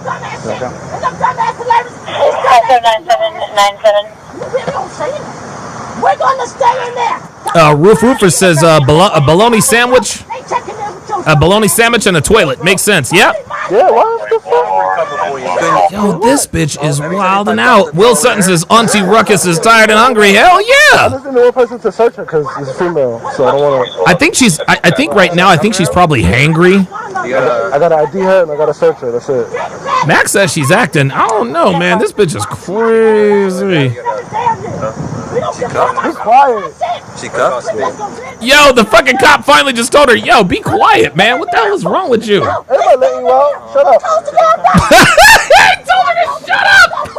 He's like, lady, shut up. Go, dumbass. You gon' steal it like you always do. Come out your damn cop. What's your name? Don't say nothing to me. She wants to. Don't you say a damn thing to me. Oh, wait a minute. So she didn't want to give him. She didn't want to give him the ID. So that counts as I ain't got ID. Now, it's not surprising that she doesn't have ID because she doesn't really have much of anything else other than the dirty drawers she's wearing. I'm somewhere here. Oh my God! Max says she used to work at Burger Smash. we put the meat between those buns. Thank you for choosing Burger Smash. Can I take your order? Oh my God! This bitch is crazy. We have information for the trespass. I'm sorry, when we search you got one? Yo. Yeah, just in case. I don't know if that's the same one. Don't search, man. Don't search her. If y'all search her, she's gonna talk about you worried about who I get my PUSSY to. Yeah, that's what I asked. Do you want to talk to me or no? Do you want to talk to me or no? Nope. Yeah, you got it. What the hell is she talking about?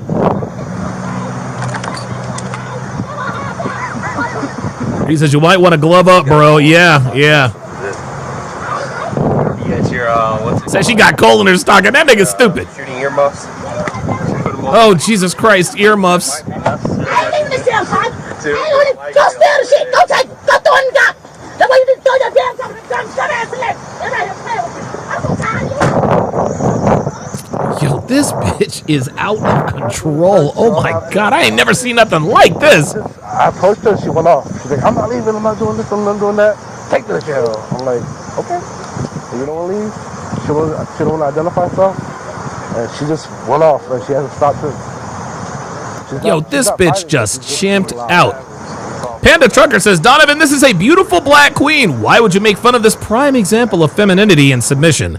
My bad. My bad, Panda. Oh my God. Right Check says, I'm running out of breath just listening to her, right? That's 7-4. I need a 44 for a search, that's all.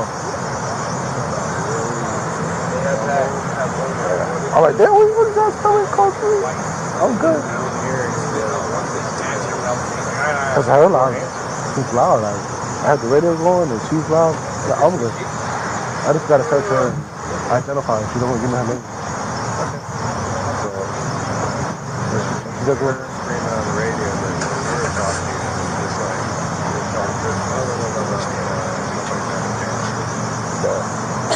Okay, I don't think there's probably too much more to this particular video other than the sound bites that I just got. All right, guys, I'm gonna leave it here. I've got a Devin's taking me out on a hot date, and hopefully I get to eat good. Looking very, very, very much looking forward to it. Thank you guys for tuning in.